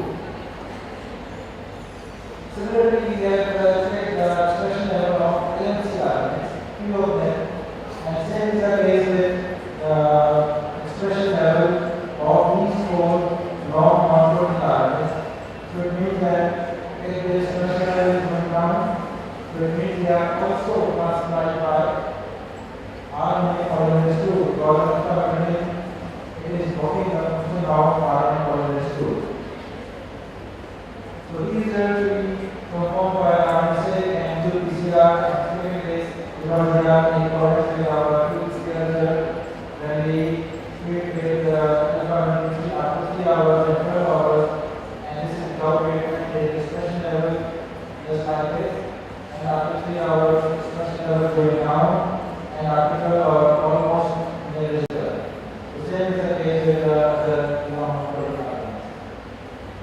So the basis of this, we have classified all non-controlled RNAs into RNA polymerase 2 related, RNA polymerase 3 related, and something like this. So we have calculated the number of non-controlled RNAs that are classified by RNA polymerase 2 and 3. And similarly, we have calculated the half-life by these micro experiment and by calculating some equation to calculate the half-life. So after experiment, we got very useful information. First is the half-life of mRNA is more than non-controlled RNAs. Second is the half-life of RNA polymerase 3 transcribed non-controlled RNAs is considerably higher than the RNA polymerase 2 related transcript. Because it is now well known that the transcripts that are transcribed by RNA polymerase 3, 90% of the transcripts that are transcribed by RNA polymerase 3, they have their role in the cancer development. So it means that the transcripts that have transcribed by RNA polymerase 3, they must have the high half-life. So our experiment is in accordance with this fact. And similarly, the candidates that are AR-ish, means they have more adenine and uracil elements in the 3' BTR, they have less half-life. And this is also very obvious. And the last is the mRNA transcript with high number of isoforms. You know that isoform. So in human or majority of the cloning genes, they have more than one isoform. So if the number is high, then they are more stable. And the RNA is very high number of introns. If the exons more exons will also be in accordance with the exon, so the half-life is more as compared to the transcript that have less exons. So we have also classified, I'm skipping this because last time, classified according to the journal name. And this is important because then they have studied the decay rates of female protein that is involved in the cancer, AIF, the hypoxia, inducing factor, and you know that there is a cancer in the cancer cells. The oxygen concentration becomes very low, and when the cells have less oxygen concentration, these two proteins have a high expression level. So if we check the expression level of these two proteins and it is very high, then we can predict that there is some problem in that cells or tissues, because these are only have a high expression in the low concentration of oxygen, and which is the condition for the development of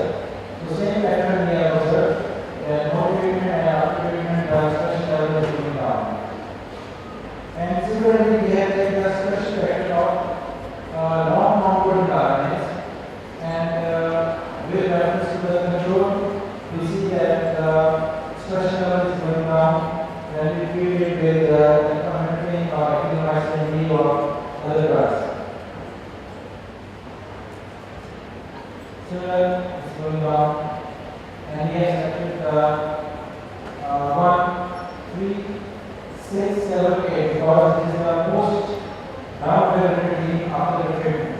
So he has selected this down-regulating RNA gene, and we have seen a pattern that is going down as compared to the same almost similar pattern.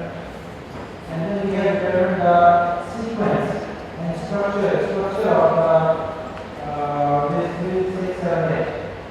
And after doing this experiment, we came out with this structure of long non-protein RNA 3, 6, 7, 8. And we have done some molecular studies also. We have done the non-protein and non-protein and some apoptosis studies and some other studies that are involved in that are used for the determination of cancer. So we have seen that this candidate can be used as a biomarker for the determination of melanoma. Biomarker means that if we study the expression level of this candidate for long-term RNA, so we can prevent many patients from this melanoma disease because we can do it simple. Just like we have infection, we have blood and we get the report after 2 hours or 1 day. Similarly, if we do the expression level of this linked RNA 3, 6, 7, 8 in normal patients, if it is within the threshold level, the expression level, then we can say that there is no indication of melanoma. But if the expression level is going up from the threshold level, then we can say there is a tendency to have a melanoma in certain individuals. So the conclusion is that overall stability of mRNA are very high and LCRNA are polymerase II and transcript are possible as compared to RNA polymerase II. XRNA and BCD2 play a important role in the regulation of LCRNA, and mRNA and LC are differently regulated in the outside and internal. If your core RNA is blocked and your normal functioning is interfered of all these cells. So this is the latest development cancer therapy. CRISPR is added that they are palindromic sequences short, 4 to 8 is the sequence long, and Cas9 enzyme is the DNA cutter, and Cas13 enzyme is RNA cutter. So they cut RNA and DNA. So when you use that sequences, they are highly targeted. What you need to know is only the genetics of cancer, that what mutation has occurred in cancer. If you know the mutations are there, you can prepare your own palindromic sequence, tag it with Cas9 enzyme. In fact, it will go exactly at the point where the gene has mutated. It will cut that gene with DNA, it will cut that gene, and that is what the latest treatment is all about. And we are very hopeful we are going to hear very good news in very near future about the treatment of cancer, very deadly disease all over the world. And one thing the other one talked about hypoxia. How hypoxia affects these cells? Hypoxia in cancer cells affect whenever we know that cancer cells rise more rapidly than their blood supply develops. So the cancer cells which fall from blood supply, they face oxygen deprivation. We always take by the leading universities in the country. We are ranked number 1 in the country. We always take by QoS ranking and other NTU ranking system. We have world ranking course. So in that way we take the high. Anyway, coming back to you're very large. Even if melanoma, two individuals, they can have different genetic mutation. Although melanoma is one, but mutation can be different in two individuals. That is what I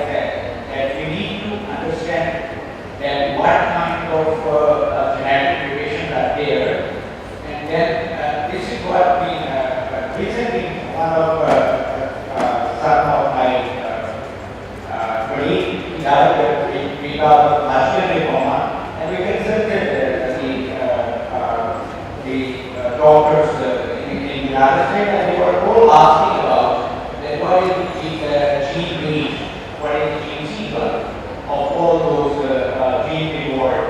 So we were activating. So anyway, it's very right that even simple cancer in 3 different individuals can have 3 different, even within one individual, different cells have different kind of configuration. Remember, okay? Even within one clone of cells, which are cancer cells, all cells will be having different kind of configuration. It is not that different individuals mutation vary. No, even within one individual mutation vary.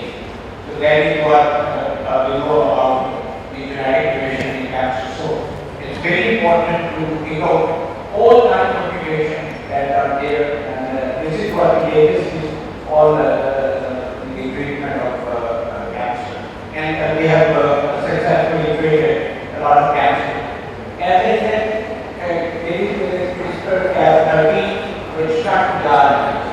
So if you know that certain genes are normal and normally baby, you can block particular RNA. You can cut that particular RNA. That is basic. Anyway, big amount of class definitely they need because they are doing very good research. I appreciate their efforts, and we should acknowledge all those efforts. It was just been I'm also a big fan of cancer. Here you can see that it's a how mutant emerged slowly. It's a strain of antibiotics, strain of bacteria, and here what the dose applied there. Sensitive bacteria killed, and one of them survived, that became mutant. And then this mutant bacteria further its progeny overrun, and then these strains then they transfer from one, and because they are plasmid mediated genes, resistant genes, so they can easily transfer from one organisms to the another. In case of the enzymes, we have different kind of antibiotics. So bacteria have developed different types of enzymes to make these antibiotics ineffective, like serine beta-lactamases, like metallo-beta-lactamases, like and according to their functions, according to the structures, we have different classification of beta-lactamases. Here you can see according like class A, carbapinamases, sphelosporinases. Sphelosporinases make cephalosporin ineffective. Carbapinamases, they make carbapinam ineffective. Oxacillinases. So we end up with using tremendous amount of various different types of antibiotics. That is happening in our society, and still no results. One common thing to counteract this phenomena is we are using clavulanic acid, that is a beta-lactamase inhibitor, along with medicines, along with antibiotics. This is clavulanic acids, and it is what its function is, it acts with the beta, it inhibits the production of the beta-lactamase, so it provides chance to the antibiotics to work effectively. So you can see here the combinations that clavulanic acids, it inhibit the production of beta-lactamases and makes it inactive, but unfortunately most of the bacteria, they don't respond to the clavulanic acids, and antibiotics are still becoming resistant. Carbapinam was treatment of choice once, as you see, Peterson reported in 2004 that success rate with carbapinam for ESBL production exceeds 80%, and this, but still carbapinam, it is also has become ineffective, and resistant bacteria are also reported from here. So a major threat facing by medical world these days is the development of antibiotic resistance. All the researches, prescription, diagnosis will all in vain if we don't have appropriate antibiotic for this disease. WHO, World Health Organization, has already issued a warning that this antibiotic resistance could make all the C-sections, transplants, and chemotherapy too risky to perform in the near future. It's a bigger threat to mankind than cancer. If no action has taken, it is estimated that this number will exceed to 10 million. That 10 million people will die in a year in 2050. Nowadays, the readings or the ratio, or you can see the number that have been reported by WHO is 7 lakh people are dying annually. because of this antibiotic resistance. So keeping in mind the current scenario we have done, and this study was designed, the main aims and objective was to isolate and identify the cephalosporin third generation resistant bacteria. And why cephalosporin was selected? Because it is the most prescribed antibiotic. Then screening of the different type of the beta-lactamases that bacteria produce to these antibiotics, ESBL, MBL, and the ampicillin producing isolates. Their screenings were taken place, and then molecular characterization and gene sequencing of these ESBL producing selected isolates that was carried out for the production of the TEM and the SHV genes, because as we studied the literature, TEM and the SHV genes have a lot of variations, and they are the most prevalent genes, antibiotic resistance genes that are available in our society. For the ESBL detection test, we have done different tests like ESBL, combination test. Here antibiotic is used alone, and then antibiotic is compared with antibiotic plus clavulanic acid, and you can see here is the zone is bigger as compared to antibiotic alone. The medicine is CTX, the other medicine is CAZ. E-test have applied. You can see here is the you can see the value 0.64, and that's the minimum inhibitory concentrations. E-tests are easily available, and ESBL, these are known as ESBL confirmatory tests. These are the strips that are easily available, and you can see the difference that in the zone of inhibitions in both with with antibiotics and with antibiotic alone and antibiotic plus clavulanic acid. These were the tests for the E-test for the ESBLs, extended spectrum beta-lactamases, and then metallobacteriosis. As I told you before that we have different type of beta-lactamases, extended spectrum beta-lactamases, metallo-beta-lactamases, ampicillin beta-lactamases. So for the detection method for metallo-beta-lactamases is entirely different. Here the zone of diameter is also compared along with this, and you can see here is different zone diameter. If it is greater than smaller than 7 millimeter, it is negative, and if it is greater than then it's found positive. For the detection of the ampicillin beta-lactamase, ampicillin sleeve beta-lactamases, we have used cefoxtin and cloxacillin disc diffusion test, and it was performed according to that was prescribed by the Tan et al. And this test is based on inhibitory effect of cloxacillin on ampicillin. 2 discs were applied, one cefoxtin alone and the other one is cefoxtin along with cloxacillin. Stress strain was already included on the Muller-Hinton agar plates, and the diameter of both were were compared, and if it was equal or greater than 4, then it means that it is positive. Common ESBL producers that are prevailing in our society are Klebsiella, E. coli, Proteus, Enterobacter, and Salmonella. Here are findings of my study. Among the samples that I collected from the different hospitals of Lahore, Sheikh Zayed, Gangaram, Jinnah Hospital, and in Mole Hospital, most of the strains that were collected are of the urine samples, and these urine samples were of the females, 30 to 50. The reproductive age, the active age of the people. Identification of the beta-lactamases producing strains were done by general biochemical tests and API 20E tests. API 20 is for Enterobacteriaceae, 20 NE is for non-Enterobacteriaceae. Prevalence of the beta-lactamase producing strain done, and E. coli, the percentage of E. coli was 42%, and then Klebsiella pneumoniae was 29%, Proteus mirabilis 18%, and Pseudomonas were 11%. Prevalence of beta-lactamase producing bacteria collected from different hospitals. Most of the strains, they were collected from the Sheikh Zayed Hospital, and why most of the samples were collected? Because of the cooperative staff over there as compared to the other. So this is the finding of my study. Definitely these antibiotic resistant strains are equally spread in our society in this Lahore area, but because of this, then Jinnah Hospital, in case of the Gangaram Hospital also, a lot of samples they are submitted over there and screened over there. In case of the Services Hospital, 14%, and in Mole Cancer Hospital, 11%. In case of the Mole Cancer Hospital, antibiotic resistant strains were there, but people don't submit their samples in that lab. So most of the most convenient lab, or I think the most popular pathology lab, is Sheikh Zayed and Jinnah Hospital. People usually submit their, they like to, or they may trust the results. They usually submit their samples, clinical samples, in these two hospitals, Sheikh Zayed and Jinnah Hospital. ESBLs versus non-ESBL strains. ESBL were 61% as compared to the ESBL negative 39%, and it is the alarming rate.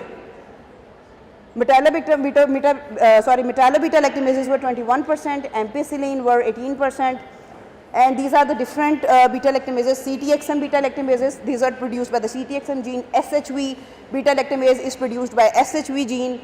TEM beta-lactamase, it is produced by TEM gene. These beta-lactamases are named according to the gene which is producing these strains. If it is TEM beta-lactamases, it means it is produced by the TEM gene. So the name of the gene is at the first. If it is known as SHV beta-lactamase, it means it is produced by SHV gene. In case of the antibiotics, these are all the antibiotics of cephalosporin third generations, and there was no significant difference was found among the antibiotics. Almost all the antibiotics, they were showing resistance to the strains. It is actually the PCR, and you can see here that most of the strains, they have 2 antibiotic or 3 antibiotic resistance genes. They are producing TEM beta-lactamases, they are producing SHV beta-lactamases, they are also producing CTXM beta-lactamases. Some strains are producing only one kind of beta-lactamases, but other kind of strains, these are extended spectrum beta-lactamases, they are producing more than one kind of beta-lactamase. All the genes, they were gene sequenced, and then they were submitted in the gene bank after succession. They're getting their accession number. And I made a phylogenetic tree of this of my sequence. One of them is presenting here. Is no major difference in the gene sequence was found. All the strains that I have identified were almost 97 to 99% similar to the already identified strains. So here you can see one phylogenetic strains, and this one of my strain that is already, these are the already reported strains, and it has a phylogenetic relation with that. In conclusion, intensive screening of the patients at the time of admissions or during prolonged hospital stay will also help, and judicious prescription of antibiotics. I think so it may be most contributing factors to combat antibiotic resistance. Further studies are required to investigate multi-drug resistant and ESBLs from other parts of Pakistan and using more isolates. Further investigations are required to know the genetic background of these beta-lactamase producing strains and to optimize the choice, dose, and the duration for therapeutic, prophylactic, and empirical treatment of ESBL producing organisms, and the genesis of their emergence and proliferation of these ESBL producing strain, which has a direct bearing on the use of the third generation cephalosporin in patients. And definitely combine efforts by trained clinicians and microbiologists. They will enforce this infection control, and it should be followed to decrease horizontally transferable resistance. Antibiotic resistance, it is the major threat. Why it is a major threat? Because they can easily transfer from human to animals, from human to human, from animal to human. So it has a very vast circle of the spreading. Thank you. Characterization, selection and fermentation of Bacillus licheniformis as probiotic for poultry birds. Please welcome Dr. Ziauddin from Quetta University. Bismillahirrahmanirrahim.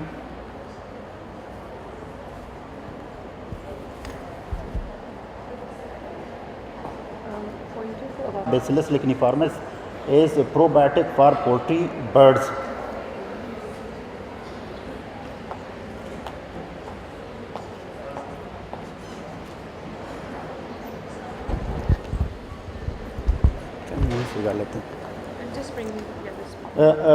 Probiotic, these are live microorganisms which when administered in adequate amount, they exert beneficial effects on the host of on the health of host. These are live microorganisms, okay? And according to WHO, These are live microorganisms which when administered in adequate amount, they exert a beneficial effect on the host. And these are microorganisms which survive in the acid and condition of the stomach and hairs in intestinal lining. Okay, they are very important for health, growth, and stability and resistance in the intestine. They are not permanent resistance in stomach, so they are temporary. And it has an old history.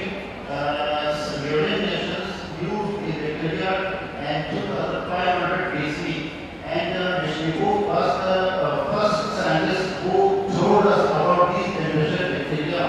As I explained before that these are microorganisms, okay, and these are beneficial for our health.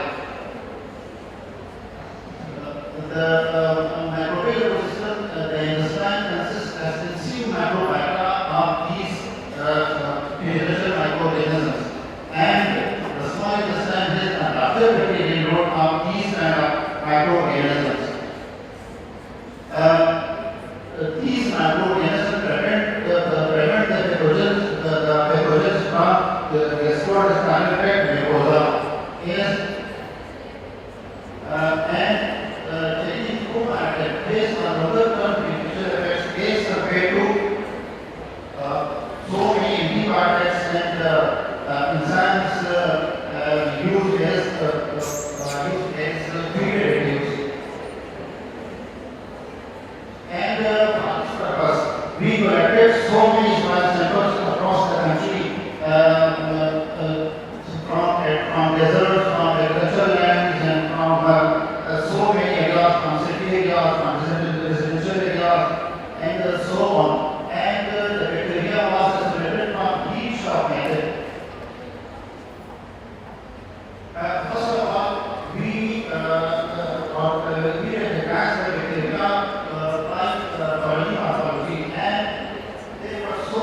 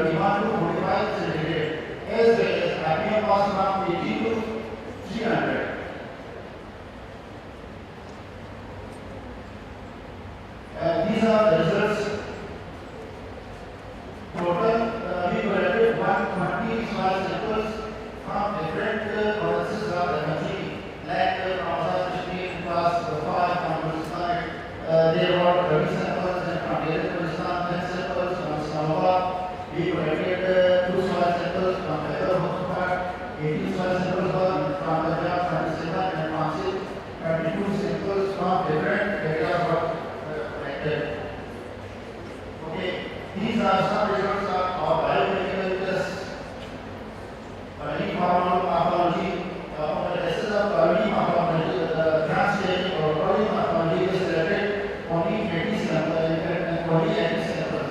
And then we evaluated all these biomedical tests, some are positive and some are negative.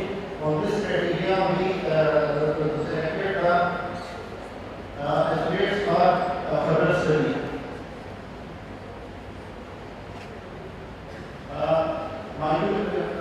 Then we conducted this molecular identification. This is the measures on this basis. We selected only these 6 strains or isolates from the chosen isolates.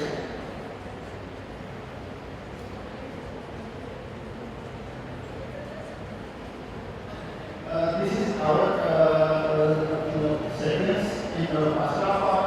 These are the last results, only 2 or 3 weeks selected. And this is the alignment of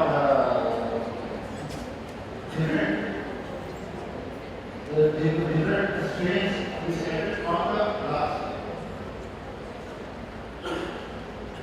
And this is our phylogenetic tree. Here it is great. It is great that our strain was deciduous in importance.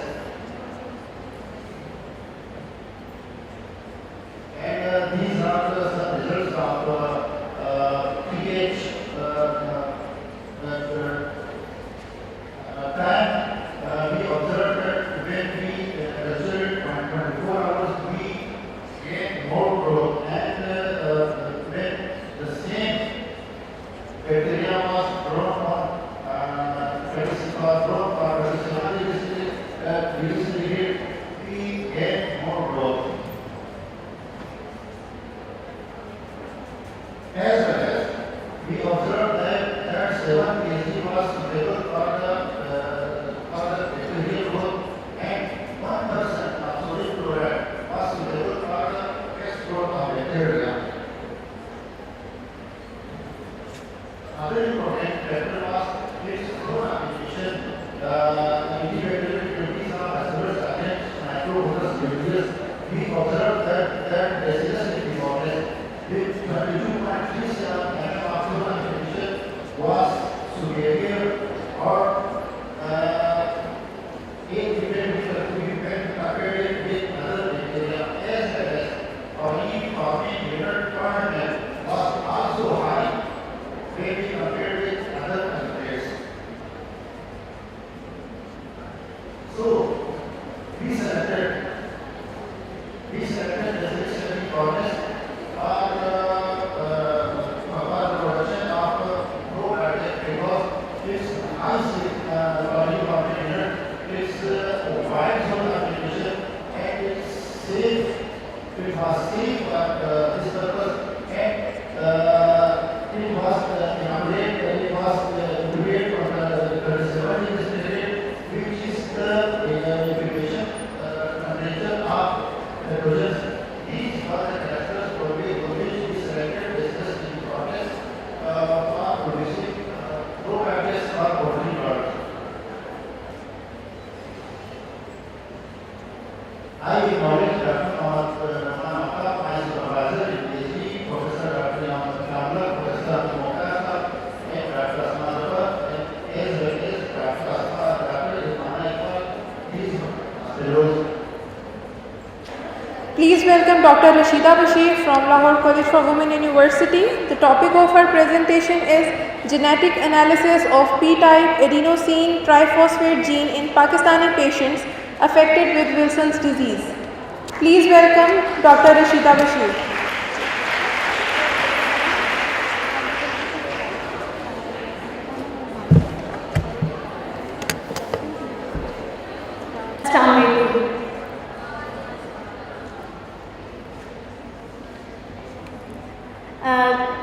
The topic which I am going to present is genetic analysis of P-type adenosine triphosphate gene in Pakistani patients affected with Wilson's disease.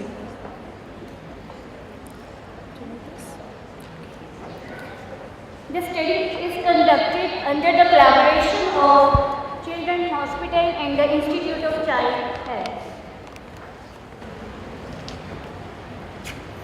Moving towards the introduction, this disease is also known as progressive macular degeneration.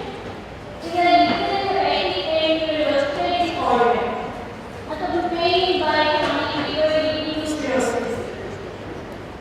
It is a disorder of copper metabolism in which the liver is unable to transfer copper to bile that results in accumulation in the liver and other extrahepatic organs.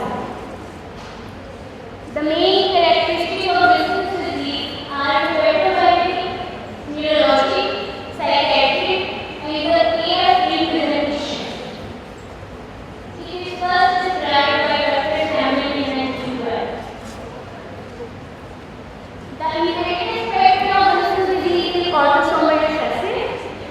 That indicates there is a 25% chance of individuals having this disease if both parents are recessively inherited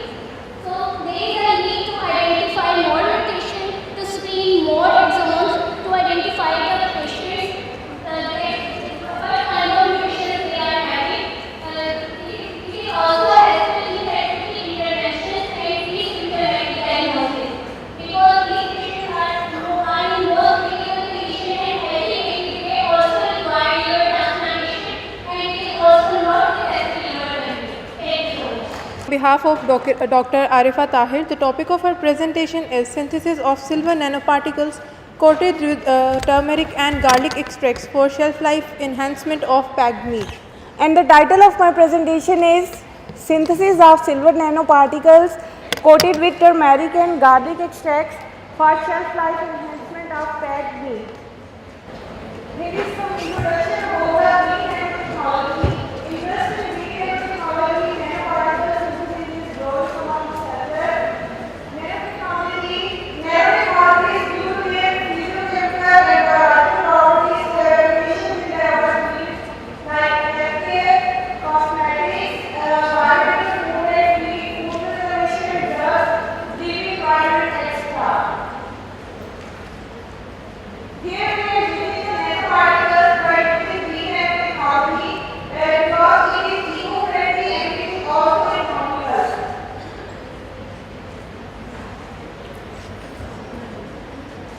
Here is the initial practice of my group research work. Here is first one is the assessment of microbial load of liver, enhancement of stress type of liver meat, activity of garlic, turmeric and oliva against E. coli, streptococcus and pseudomonas species.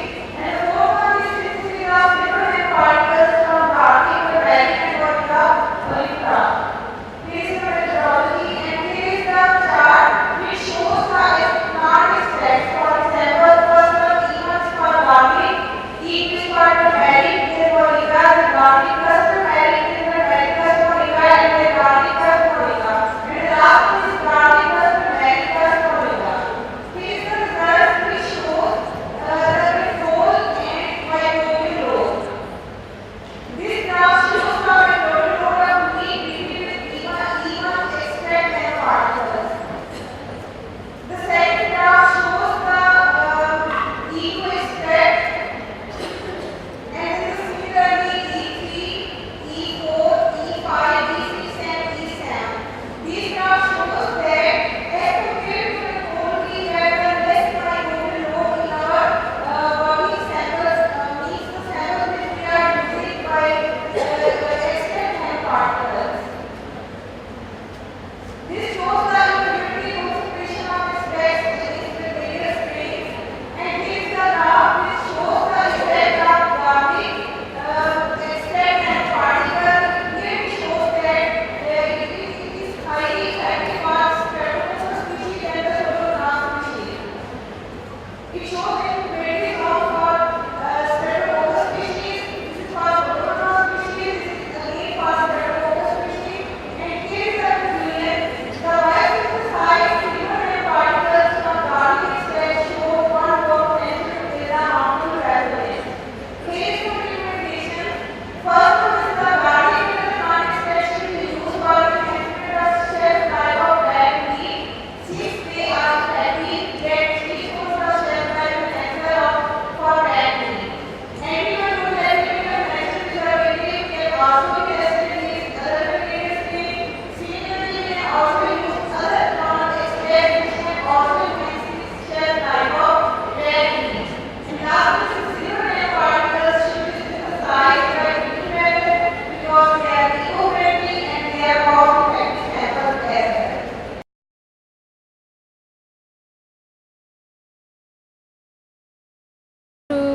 Presentation is antimicrobial activity of 3 essential oils against gram-negative bacteria.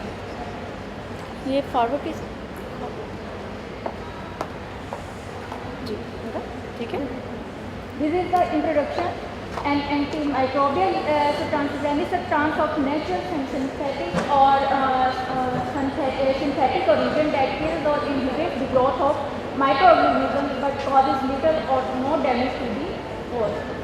Let's turn to objectives.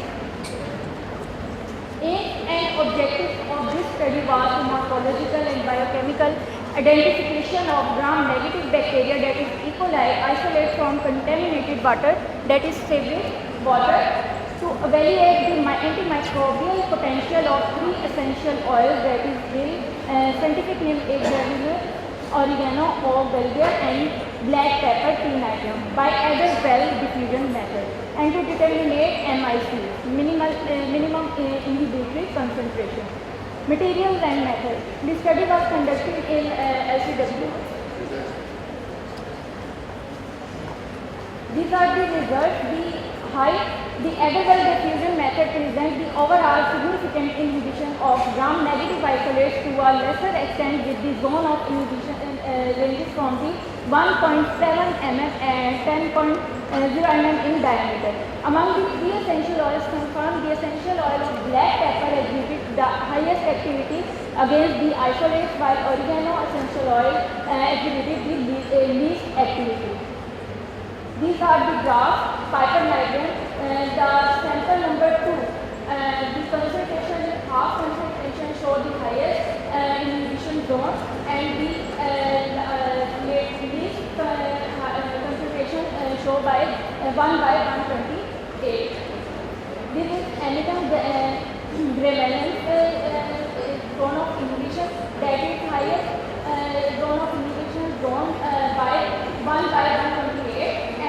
Sample number 1, and the least showed by sample number 9, which is first concentration, half concentration, 2.0, 1.3.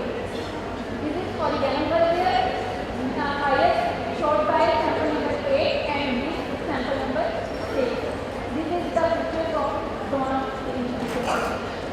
And this is the comparison of three oils.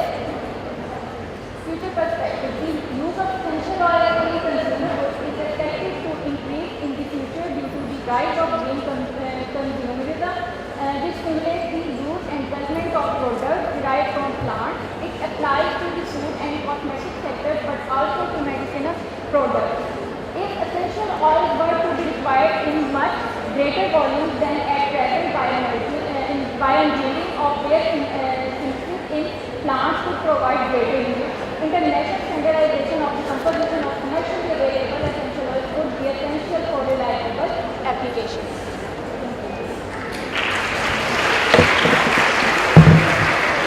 Any questions from the board?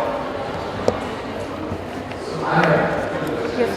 First one, and each cell has got its own identity.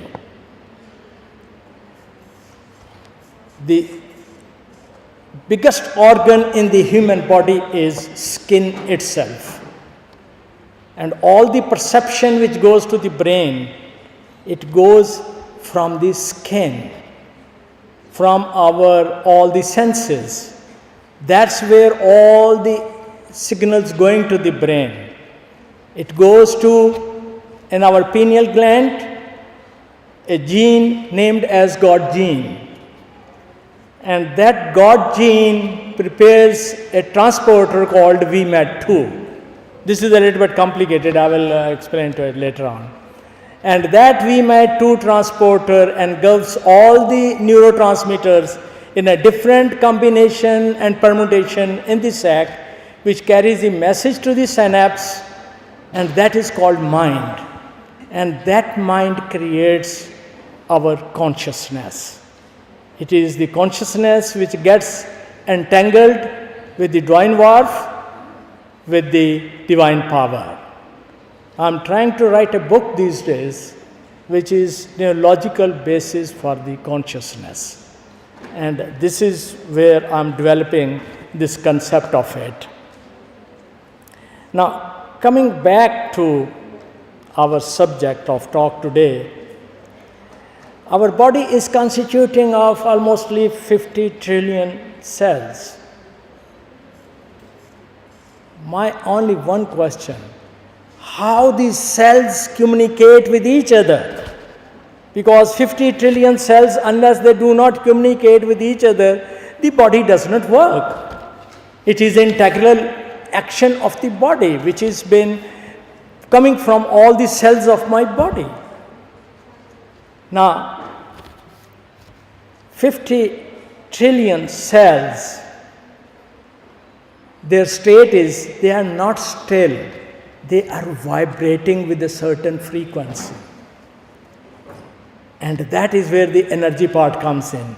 When those cells vibrate, they communicate with each other through that vibration. It's the vibrational energy which communicate with other cells. This is how these cells communicate with each other. According to quantum physics and the latest energy theory, each cell has a voltage which is called minus 25 millivolt. If this voltage of the cell drops, the cell becomes sick. If it drops less than 5, the cell becomes malignant. The cancer takes place. The only way to retrieve from all this is to raise the voltage of the cells, to bring it back to minus 25 millivolt, and you will get rid of any sickness.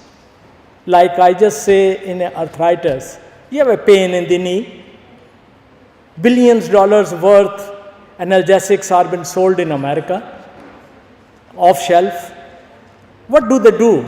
They simply cut off your connection from the inflamed tissue to the brain, and you don't feel the pain. But actually they are healing the inflamed tissue. Why the tissue is inflamed? The voltage of the cell has changed, dropped. The electrons have been deorbited from those tissues, and the swelling or the inflammation has taken place. If you retrieve back the voltage of the cell, the electrons will come back to its original orbit, and the inflammation or whatever disorder is, it will get cured. So it is all energy based. Please, may I have the, I would like to refer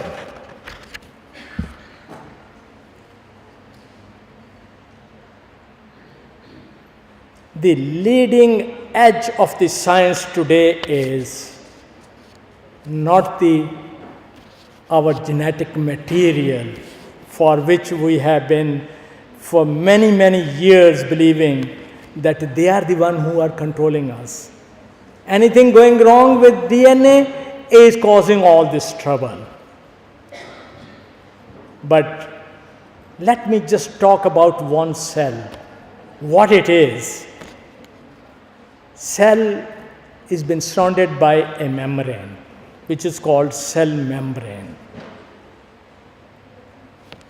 The membrane itself, that cell inside, there are many more membranes which are encircling various organelles like mitochondria, like nucleus, like cordia. All those organs are being engulfed by the membranes. Now let me tell you what a cell membrane is. I have projected the structure of that cell membrane on the screen, which you may look at it.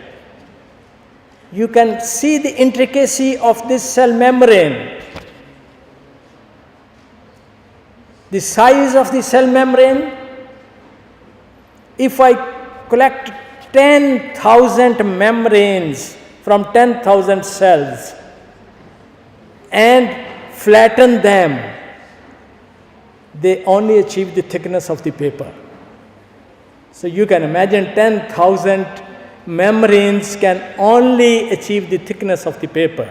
Now that paper, you try to divide it in 10,000, and you can imagine the thickness of that membrane which has been engulfing our whole cell. It is all this membrane. Inside is a aqueous media, outside is a aqueous media. The whole science, the whole health of the cell lies. Whatever permeate or been transported from inside of the cell to outside and from outside to the inside. There are helpers, like we have always talked about, that there are receptors on the cell membrane, and there are effectors on the inside of the cell membrane. The effector and receptors are the key. Whole cell membrane is like a sandwich. You have got inside like a butter in it. Inside is entirely a hydrophobic media. Outside is water-loving media. Now, these whole properties of the cell membrane are transporting the right from exoplasma to the endoplasmic media, or from endoplasmic to exoplasmic media. So it is the transportation of these things across the membrane where the cell's life, the cell's whole anatomy depends on. Cell membrane is been defined as a PC. If you have a PC and then there are things on it which act as a keyboard. Now what the cell membrane does, all the information coming to it could come in two forms. One is in the molecular form through the various constituents, or it can come through the energy vibration. Now all that information coming to the receptors is been transported across the membrane to the effectors, and those effectors are the one which generate the message for the DNA to go ahead and do the intended job. DNA is nothing but just a hard drive to which we thought our luck, our everything, we only depend on DNA. The day we was conceived, it's the DNA which has all our coding and our all inheritance and our everything. But DNA is nothing more than a hard drive. The message sent from the cell membrane to the DNA is being expressed as per the instructions going from the cell membrane. So, major responsible organ in the whole your cell's survival is the cell membrane. That's why it's not called as cell membrane, it is called the cell brain. These days we define the cell membrane as cell brain. It is the brain which controls the DNA activity to tell it what to do and what not to do, and it is the one which is engulfing the whole secret of the life of the cell. So, the main thing which we understand today is the cell membrane. Ladies and gentlemen, today the latest approach is for all the mental illnesses like memory loss, Parkinsonism, all kind of mental illnesses, schizophrenia. The latest approach is to detoxify the membranes of the neurons. Those membranes are being toxified, not performing in the right way. The neurotransmitters are not being transported inside the cell, or the one made inside the neuron cannot come out to perform their function. So the best these days approach is coming, how to detoxify these membranes in order to perform their function. And brains and neurons, membranes are the most important thing which require the detoxification. So that's why lately all this IV protocol is been becoming a limelight, a kind of answer to everything in country like States. How to detoxify the membranes. It is the most important latest approach which in the medical field these days in America is been taking birth of. Now, when I talk about the detoxification of the membrane, it has been with two parameters basically. One is changing the environment outside. Even in our culture, let me define it with a boldness. You say somebody दम किया और वो ठीक हो गया. अब dam, what does it mean in Islam? It is a certain vibrational frequency you are creating which does change the cell walls receptance on these receptors and can change the effectors and can ask the DNA to make the things and you can get well. That somehow if we can patent the genes of the human DNA, we can generate billions out of it. So they started the Genome Project in 1992. Took 14-15 years to decipher the DNA. They were expecting there must be around about 150 to 200,000 types of genes in the human DNA. But when the Genome Project completed, skyfall on the DNA, we realized there are only 25 to 35, some people say 33, some people say 25, some reports say that is the only type of genes the human body possesses. But look at it, such a complicated body, the best creation of the nature has only got 25,000 types of genes, and even out of that 1/3 are expressive, the rest are not expressive. Whereas the fruit fly has got 18,000. Where does the complication of the human body lies in? It is the perception. The perception is the one which is controlling your DNA activity. This is the one which write the message through the cell membrane to the DNA to do the needful to be done. When you are in North Pole, outside the temperature is so low, the information goes from your skin to the cell membrane that temperature is very low. Please produce more cyclic AMP in the mitochondria in order to generate the temperature in the body. And that message goes through ultimately to the mitochondria to produce more cyclic AMP, to produce more energy, and DNA is producing more for that. Because mitochondria has got its own DNA. And the most latest reports which are coming today are that the antibiotic worst effect it has got is that it damages the DNA of the mitochondria. And that is where you fall in the energy, the cell voltage drops and you get sick. Your system gets mutated. So let's just conceive this new concept of perception which is controlling us, which is in our system. When you talk about the consciousness, this is how it has been generated.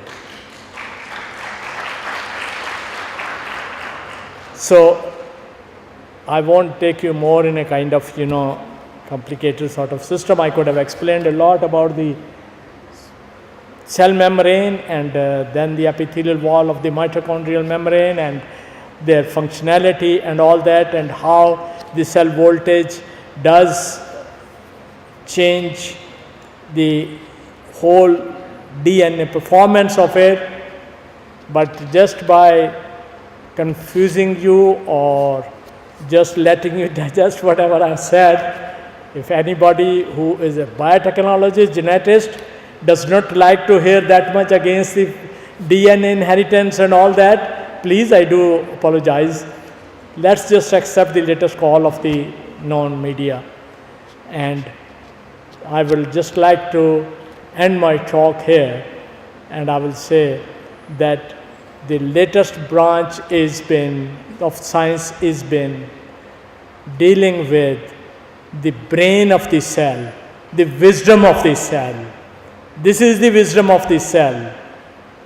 Does not pre-programmed, and we do not get massive from anywhere else, but from our perceptionalist signals in which we are living today.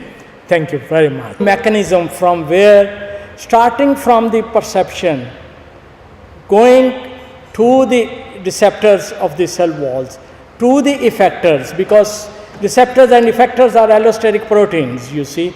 The receptors make a change which across the membrane, the effectors which are proteins again got their structure changed, and that there is a whole mechanism explained.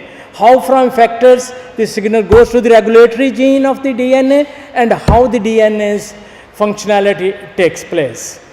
So it is all the transportation. Because do we have any answer that when we have antigen in the body, in the blood, how the DNA learns that this is the antigen and I have to produce that antibody? How?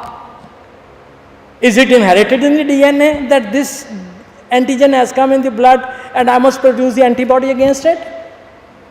No. It is the antigen which has been scanned and been passed on to the DNA hard drive, and it produces the antibody against it, which does come out again and entangle that antigen. This is just one molecular explanation I can give.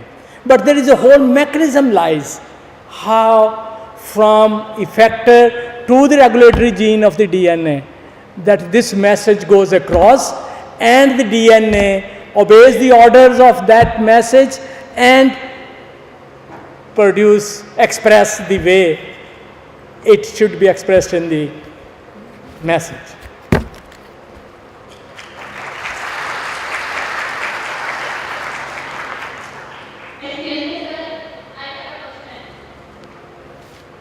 Can you just speak it a little bit loud? Ji.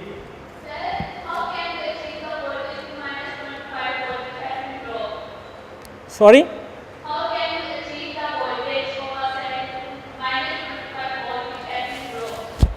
I give you a simple sort of, analogy for that. Just give me a few minutes. There is a great professor in America called Tennant, Professor Tennant. You might have heard his name, Jerry Tennant. He was the biggest ophthalmologist in America, #1 in the world. He is the man who innovated RK surgery, as you all understand, correctorectomy, the one we perform for the eyes. He was #1. He is MD, he has been diplomat and all this. Suddenly, this is a story you can even listen it on the Voice of America, it's been narrated. He had some infection in his tooth. He went to the dentist. At that time, we didn't know that the laser cannot kill the virus. The dentist applied the laser on his tooth. The virus got activated, went to his sinus, and he has a syphilitis. He was 55 at that time. He had a syphilitis, and he was for 17 hours lying on the bed like a log. Only 7-8 hours he was in his senses. For 10 years he was in that state. All over the world, the FDA, everybody, because he was one of the top ophthalmologists, did everything they can. And eventually they took their hands off. Sorry, we can't help him. This is a life story. Even today you can hear it in Voice of America. That gentleman started working himself on it. There is a professor in Russia who was the first one to determine the voltage of a cell. He innovated the device with which you can measure the voltage of the cell. He asked that professor in Russia to send him that device with which he can measure the voltage of his cells. That professor was kind enough, he sent him the device which was based on voltage of the cell measurement, which is PEMF based, magnetic field based. Now, he started working on his own brain, and he found this voltage of his brain cells have gone to -7 millivolt. Now, he started working on it. He developed a device called biomodulator. It is today used all over in the world. You move that device on your body. You have an inflammation there. It means in this part, the voltage of your cell has dropped. You move the device. where the inflammation is, where the voltage is dropped, the instrument will stick there to tell you that the voltage over here cell is gone down. Then they have the means to raise the voltage of those cells.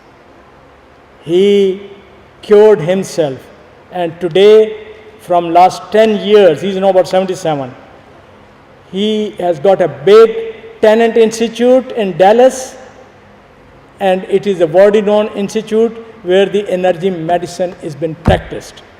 Synergy is the name of his company. He has produced the biomodulators which can measure the voltage of any of your cell in the body and can tell you what is the existing voltage of this and how you can raise it even with that modulator. Does it answer your question or?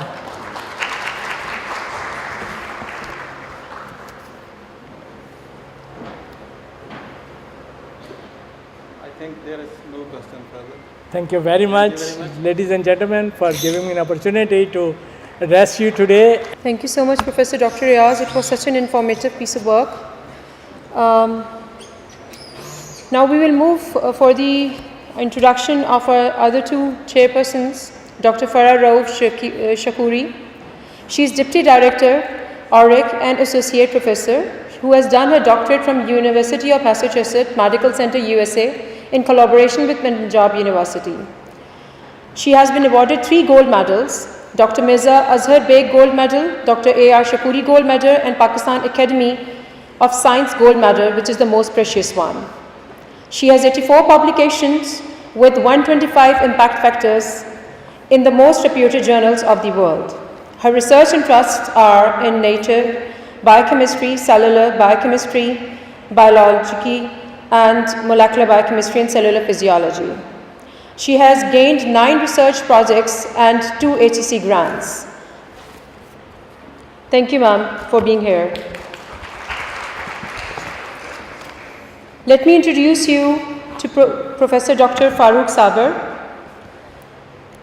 Professor Dr. Farooq Sabar is in charge DNA Core Facility, CAM, Punjab University, Lahore. His research interests are in the DNA sequencing and analysis, mutation analysis, DNA microsatellite analysis, DNA forensic, genetic and infectious diseases. He has served and is serving as a member of CAM Executive Committee, headed by the Secretary Ministry of Science and Technology, Government of Pakistan.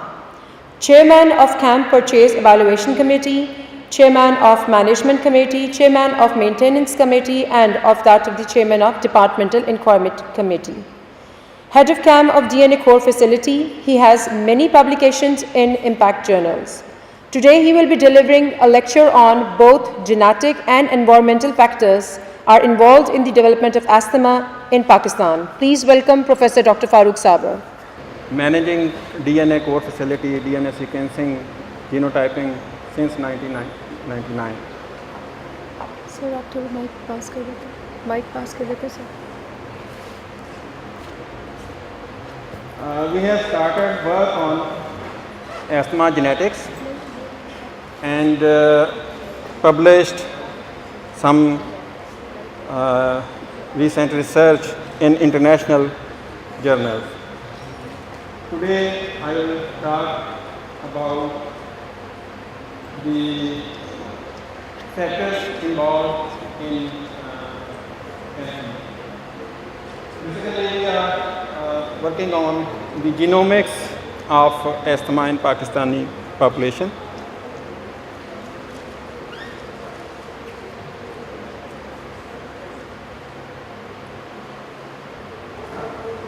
What is asthma?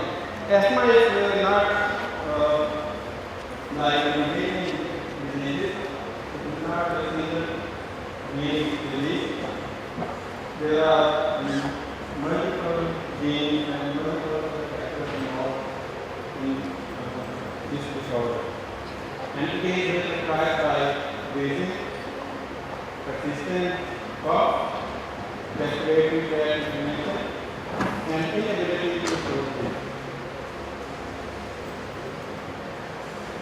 Asthma is one of the most common chronic disease worldwide, and the prevalence is increasing in many countries, especially in Asia, including Pakistan.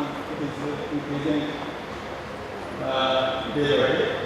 Over 300 million asthmatic patients are present worldwide, and the global economic cost exceeds that of the TB and HIV.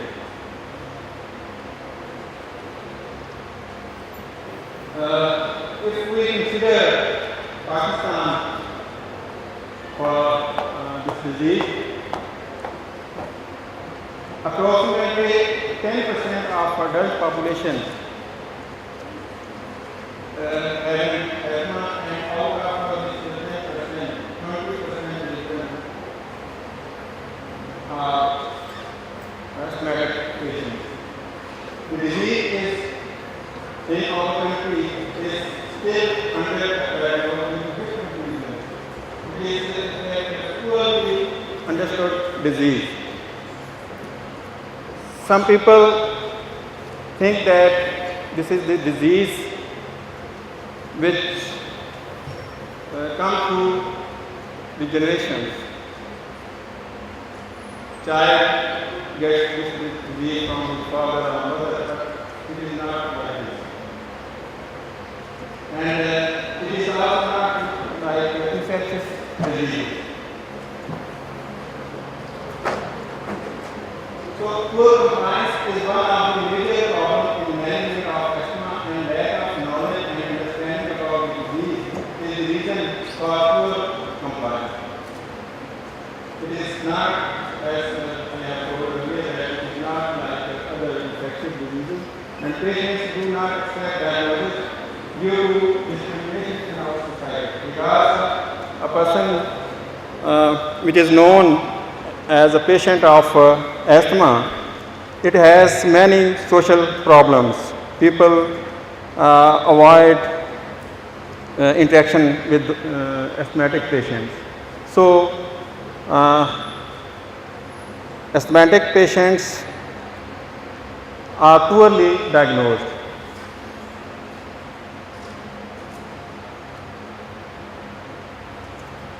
Is it genetic or environmental disease? In fact, it is both genetic and environmental. Many studies estimate heritability at 36 to 29% in different populations. This range is different in different populations. So there is a need to study this disease in different ethnic groups and different populations. In Pakistan, it is poorly studied, and very few people are working on this disease in Pakistan. It is 3 times more likely to have asthma if the mother is asthmatic, and 7 times more likely if both mother and father are asthmatic patients. While the effect of one single nucleotide polymorphism may be modest, in fact, we are studying this disease, including the activation of different genome variants in our population. So, single nucleotide polymorphism, which has already been identified associated with this disease in other populations, we are also working on those SNPs. So the variants of single SNP, sometimes single SNP is not associated with this disease, but multiple SNPs in different regions of the genome, they have combined effect to have this disease. So different haplotypes of SNPs may act to have this disease. In genetically susceptible individuals, asthma may arise through gene environment interactions resulting from moderation of asthma phenotype by environment. Both genetics and environmental factors are involved in the development of this disease. And sometimes a person with a specific hepatotype or a specific group of snakes, when he or she exposes himself or herself to a specific environmental factor, he may have this disease. But same group of snakes, same hepatitis with other with the exposure of other environmental factors, maybe that person having cure disease. So some epigenetic factors, epigenetic mechanisms are likely to play a role in the development of asthma. These mechanisms might be activated by environmental exposures that are known to have long-lasting effects in human population.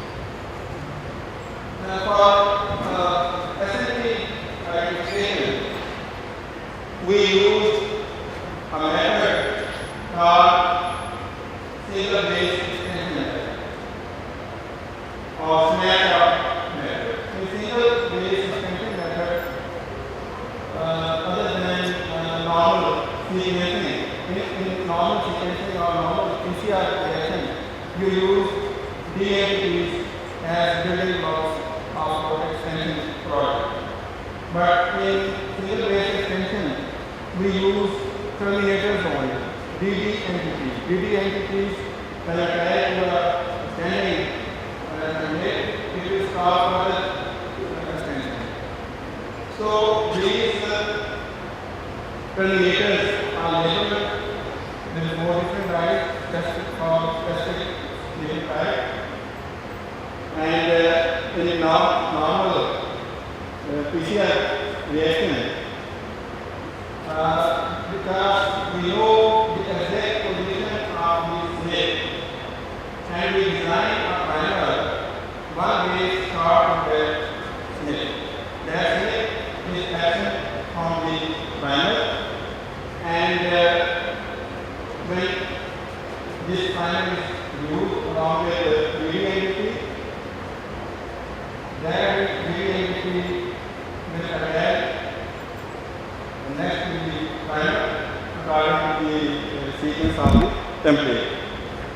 So, as that breeding entity is labeled with the fluorescent dye, it will be detected on the genetic analysis sequences by knowing the exact label with the specific phenotype A, B, C, D.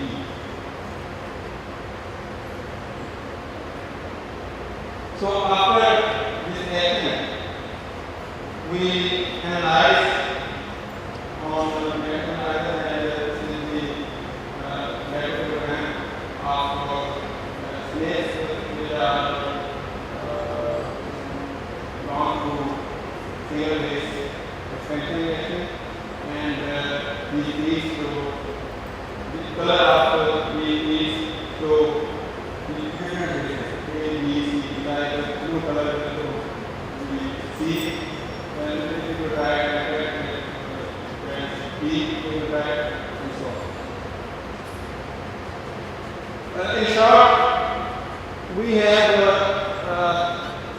searched about 50 single nucleotide polymorphism and different genes and different genes. And this is one paragraph of work of student. And these 5 states show association with asthma. In different models, models, so we make these snakes are associated with asthma in our population directly, individually.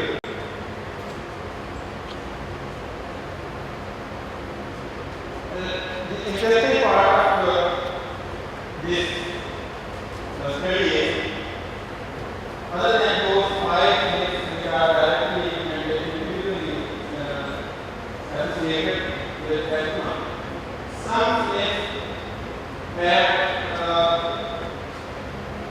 some specific result in a way that if that myth is present in 2 individuals and their living conditions are different, maybe one of those having asthma and other one normal individual. So we have found that 4 SNPs, they are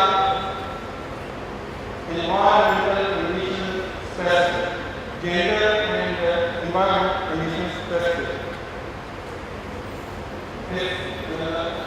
These are present mostly in late individuals which are living in cities, urban areas.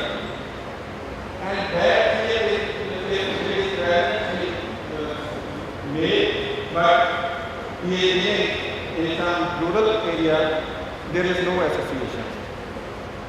And vice versa, same slip present in female,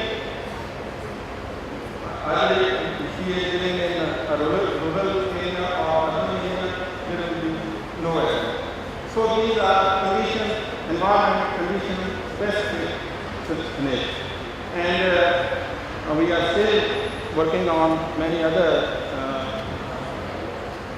genomic regions, different genes, which are have been studied in other populations and studying whether these is not necessary in our population. So these are the publications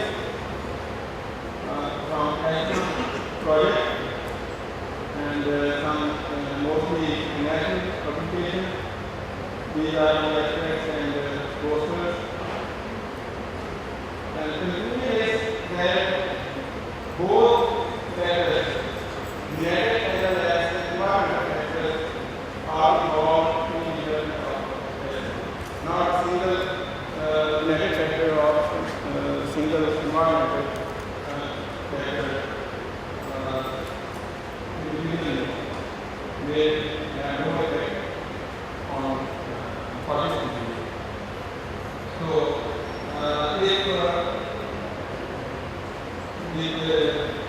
advantage of this study is also the advantage of having the knowledge about the genomics of asthma is if you know this specific hepatitis or specific SNP in an individual, you may gain some precaution measures and some specific environmental to avoid some environmental conditions. Thank you.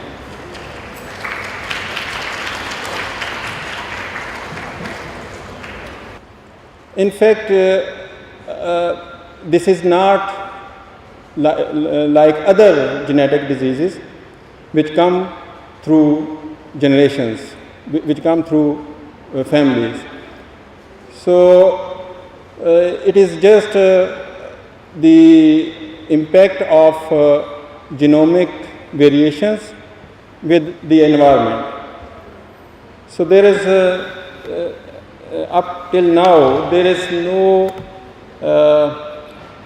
any indication or any report about the impact of consanguineous marriages with this disease. And to study asthma, you must have prior knowledge about the exact form of asthma. Either it is allergic or non-allergic. And sometimes some other diseases are linked with this disease, mean some type of other inflammations, some type of other infections may result into this disease, and that is just like allergic asthma. I would like to call upon Dr. Arshad Javed, who is going to be discussing his topic on molecular characterization of Fusarium moniliforme and its management by methanolic extracts of Coronopus didymus. He is from IAS, Punjab University, Lahore. Please welcome. Topic is molecular characterization of Fusarium moniliforme and its management by methanolic extract of Coronopus didymus. Actually, Fusarium moniliforme is responsible to cause organic disease in rice. So all these are to manage this character with a of non-static sites. Importance of rice, food of this number when Pakistan is the food restaurant, China, India, and major export items of Pakistan, that is 2.7% in value addition. Then the disease, this disease is caused by Fusarium moniliforme, first reported in 1988, and has severely damaging the seedling as well as mature plants. This disease can happen in both cases, in seedling stage, as you can see here, as well as in mature plants. Now, Coronopus didymus is a beta efficacy. Previous studies have shown that number of family efficacy they have certain antifungal agents which can be used for management of heart diseases, but most of the previous studies have been conducted by using crop plants like Parasiticum, neighbors, Parasiticum compressor, and other crops, but studies generally regarding the use of efficacy they are lacking. So we will try this definition to meet this term to family efficacy, and it is a little bit, it is very common in wheat field as in other scale areas. Now the first part of the study was the application of the pathogen. Now disease sample of plants, they were grown on molded cell as well as microvascular as a medium after sterilization, then isolation of the pathogen, then incubation again on any medium as the dose was most abundant on this medium. After 7 days on morphological basis, the pathogen was identified. You can see here on the basis of color of the colony as well as on the basis of micro as well as macro as well as micro to medium. The focus was identified as Fusarium moniliforme. Then further confirmation was done by molecular methods where DNA was isolated, PCR was done of IDS region, then nucleotide sequencing of amplified PCR product and integrated nucleotide loss, and the focus was identified as Fusarium moniliforme. Here is the PCR product of IDS region, and it had 99 to 100% homology with the previously available Fusarium moniliforme culture in human. Next study is for actually density test, where you can see here the focus was highly captured to the seedling. Then bioassays was carried out using methanolic extract. First 200 grams of the first material of the selected bees was soaked in 100 ml of methanol. After 14 days, material was evaporated and ultimately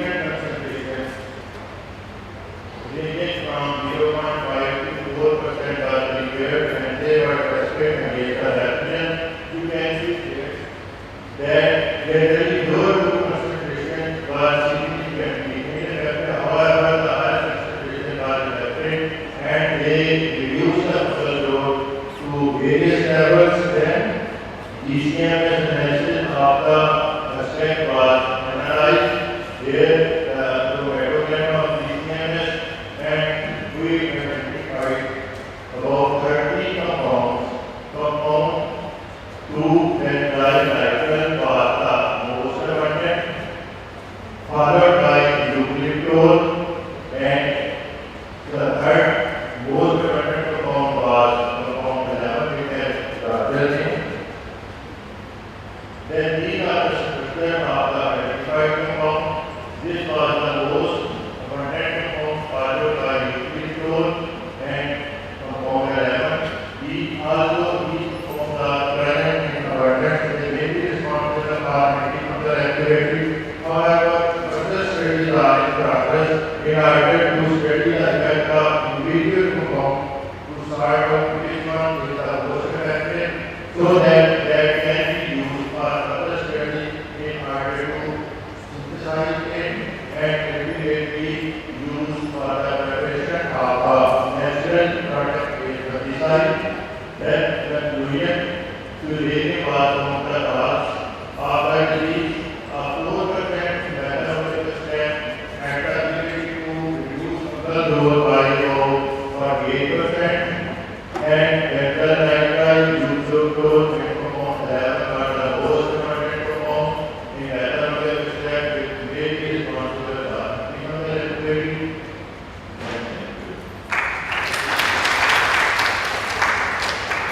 Calling upon Dr. Afsha Kaleem from Lahore College for Women, University, Lahore. She is going to be discussing on in silico study of the role of ApoE4 proteins in Alzheimer's disease. Please welcome Dr. Afsha Kaleem. My topic is in silico study of the role of ApoE4 protein in Alzheimer's disease.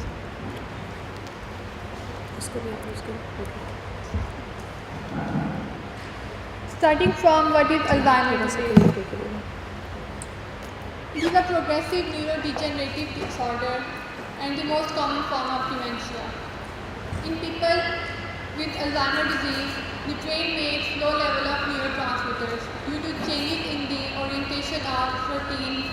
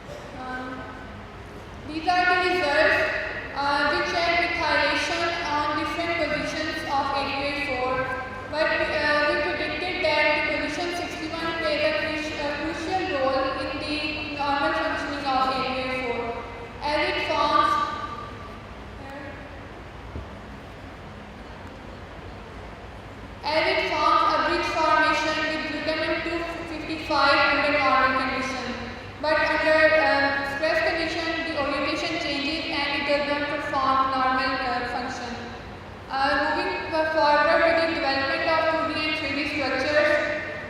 Here is the 3D structure of methyl group downloaded from ChemSpider, and this is the 3D structure of AQ4 protein developed by Phi2. These structures were carried forward for the molecular docking.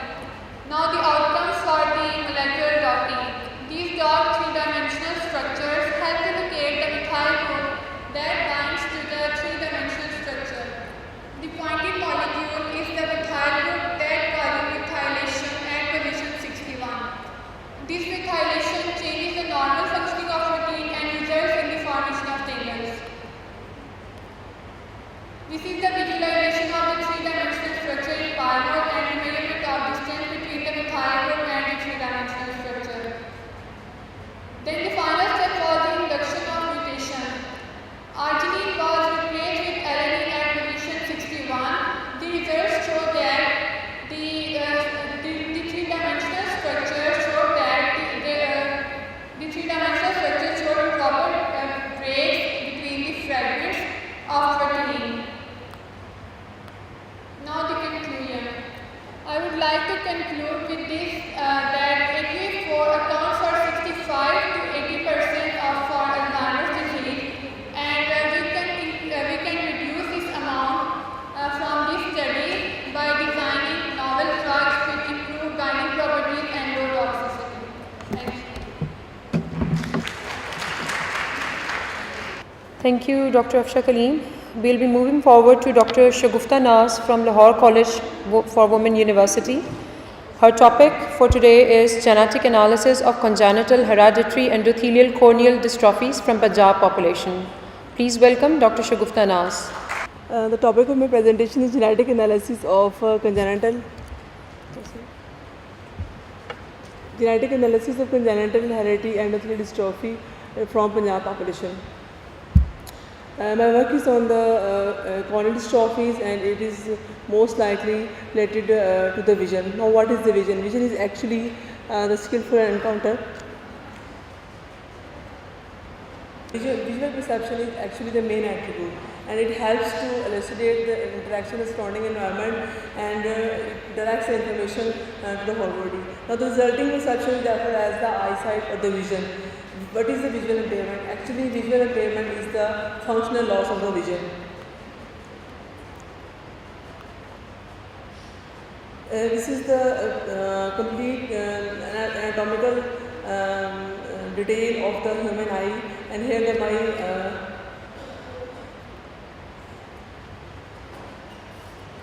my work is on the cornea. Cornea is actually the first layer of the eye, from the light refracts and it enters the retina, and the main image will be built by the eye on the retina. However, if there is any problem in the cornea is the first layer, from the light reflects. If there is any problem in the cornea, definitely the vision will not be the smooth, it will not be the normal. Now, what is the cornea? Cornea is actually the first layer transparent dome-shaped part of the eye. It covers the front portion of the eye, and it composed of the proteins and the cells. Cornea must remain transparent.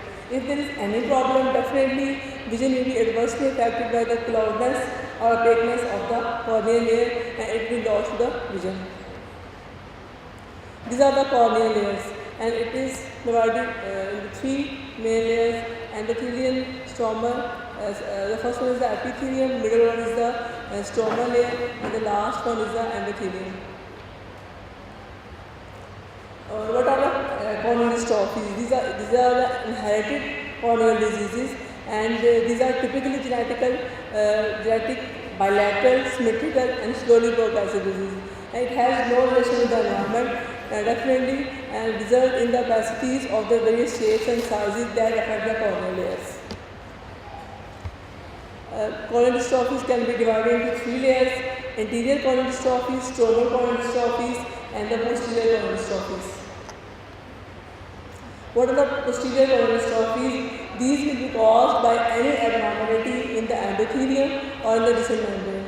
And most of them, what happens actually, the defective active fluid, it will transport by the corneal endothelium, and it causes the excessive edema of the corneal stroma. and it will lose the clarity of the cornea. My work is on the CHAD. CHAD is actually the congenital hereditary endothelial dystrophy.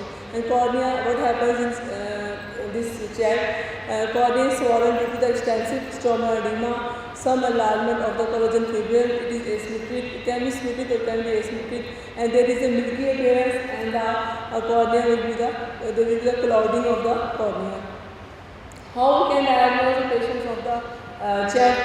Through the slit lamp examination, in which we examine all the layers of the cornea and we diagnose the patient having the corneal dystrophy. I comprehensively characterize the posterior corneal dystrophy from the Punjab population, and I have found the defective gene, that is the SLC4A11. First I identified the families from the Punjab population, then I clinically evaluated with the help of the ophthalmologist. I registered the families, and after the registration I have collected the blood samples. After extraction of the DNA from the blood, PCR amplification was done and lineage analysis, and finally the significant result was obtained after confirming with the help of the blood score. I have found the one family PKCD01 having the CHAD2 that was enlisted, and having this is the pedigree structure of the family, having 3 affected individuals, 1 and 2 in this group and 1 in this group, and the square showing the male and circle showing the female, and filled symbols showing the affected members of the family. All the patients belong to this family. These were examined by the expert ophthalmologist, and after the clinical evaluation, it was confirmed by the ophthalmologist having their cornea. These were not transparent and having the milky appearance, and these were having the bulgy appearance of the cornea. Parents first of all, this parent after the pedigree blood structure, the parents were confirmed having the disease or not, and the family was screened by the certain markers to affirm the linkage to the gene that was the SLC4A11. How the linkage analysis was done? It was done by screening with the 3 markers, D20S181, D20S193, and D20S089. These were labeled with the 3 dyes, thick, weak, FAM, or NAD, and they were used to confirm the linkage with this gene. After the PCR analysis, the haplotype was done, and these critical region that was linked with this was confirmed by forming the haplotype. The proof of the linkage or how the results are significant were confirmed by the lot score analysis, and the lot score with the D20S193 with this family it was 2.21, and as shown in the figure 1, the lot score with the other markers were also done. And I have, what was the conclusion? I have confirmed that this family having the affected members were linked to the gene SLC4A11, and their phenotype was confirmed with the help of the ophthalmologist. However, the affectedness in this family was only because of this gene, and we can do the genetic counseling, and we can give them awareness among the family members, as this is only because of the cousin marriages, and we can give them knowledge before being married, as we know what is the carrier status of all the affected family members in the family. Moving next, Miss Aisha Tahir from Lahore College for Women University, Lahore, and she is going to be talking on cloning of hymenoptesian gene from Apis mellifera for the production of the antibiotics. Please welcome Miss Aisha Tahir. Assalamualaikum. My name is Aisha Tahir, and today I am going to present my research work entitled Cloning of hymenoptesian gene from Apis mellifera for the production of antibiotics. Glycine is polypeptide, and it is completely devoid of trypsin and cysteine. It is produced upon mechanical injury or microbial infection. These hymenoptesian are transmembrane pore formers, thus releasing all the important electrolytes, causing electrolyte imbalance. and killing the bacteria instantly, thus bactericidal. It is lethal against gram-positive and gram-negative bacteria both. The main aims of my study included isolation and amplification of hymenopterin gene, cloning of hymenopterin gene in pet vector, expression of that gene and its antibiotic assay. The first step was collection of honeybee from its natural habitat. The next step was its immune induction. I have done it experimentally with the pathogenic E. coli bacteria, and it was fed with normal sugary mixture for 24 hours. After 24 hours, I have kept it into the freezer for 30 minutes, and then it was dissected for its abdominal region. Total RNA was extracted using the Trizer method, and here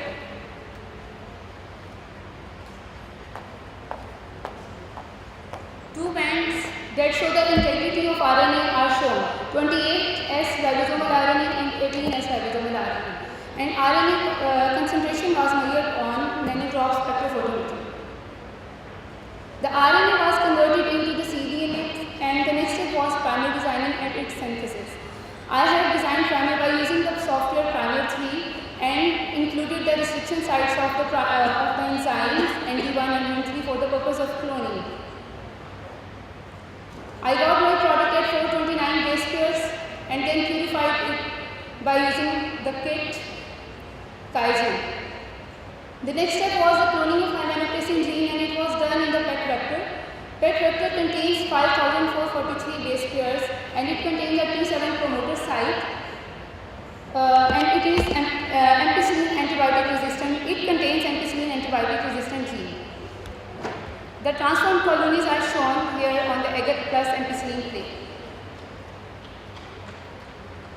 Transformation procedure was further confirmed by the colony PCR. 3 colonies were picked and the results were positive, and then plasmid, from one of that colony plasmid was isolated, and that plasmid's restriction analysis was performed to confirm the cloning process. The next step was the expression of hymenopterin gene, and for that purpose one colony was taken and it was grown overnight. 1% dilution of that culture was made in 100 ml of LB plus ampicillin medium. It was given the induction using the IPTG, and centrifugation was done for 10 minutes at 10,000 RPM. Supernatant was separated as the hymenopterin is the extracellular polypeptide, so we have used directly for the antibiotic assay. Antibiotic assay was performed against the 10 bacteria and it was found positive. Its sensitivity was found positive against Haemophilus influenzae, and these are the zones against Haemophilus influenzae and Staphylococcus aureus. The area shows the sensitivity. These are the bacteria that I have tested against hymenopterin, Staphylococcus, epimace, Staphylococcus aureus, Streptococcus pneumoniae, Haemophilus influenzae, Neisseria meningitis, Klebsiella, E. coli, Citrobacter, Pseudomonas aeruginosa, and Bacillus subtilis were checked against hymenopterin, but the activity was positive against only Staphylococcus aureus, that is the gram-positive bacteria, and Haemophilus influenzae, that is gram-negative bacteria. The conclusion is that hymenopterin is an active natural antimicrobial peptide that is produced and secreted into the hemolymph of honeybees and all the other insects of order Hymenoptera upon mechanical injury or pathogen entry.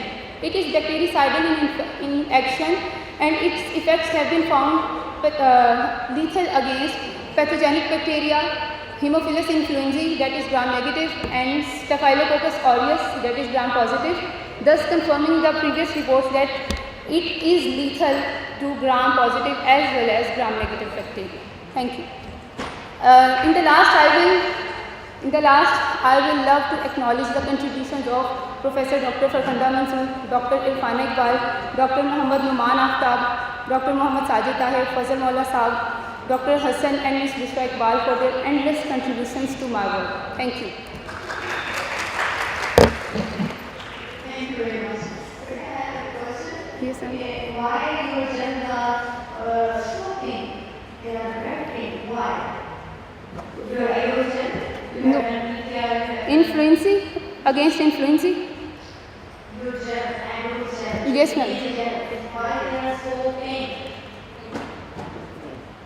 Ma'am, it was... Ma'am, I have taken it from the camera. I don't know why.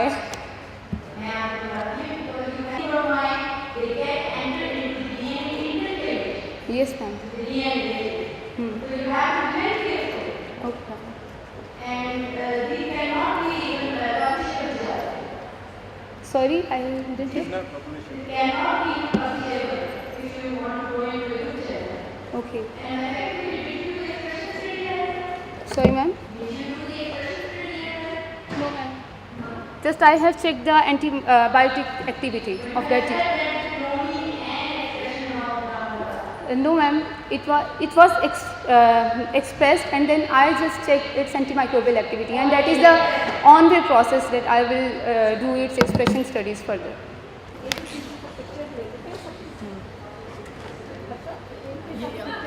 एक के साथ ही picture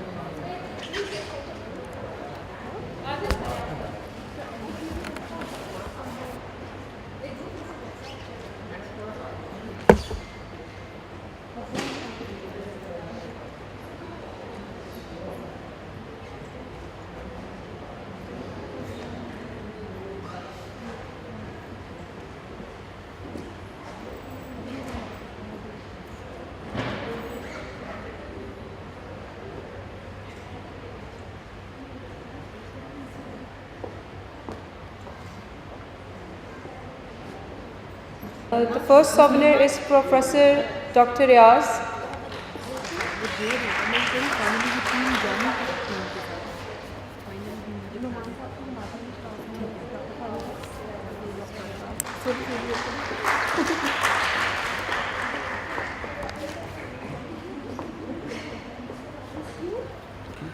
Yeah, it's you.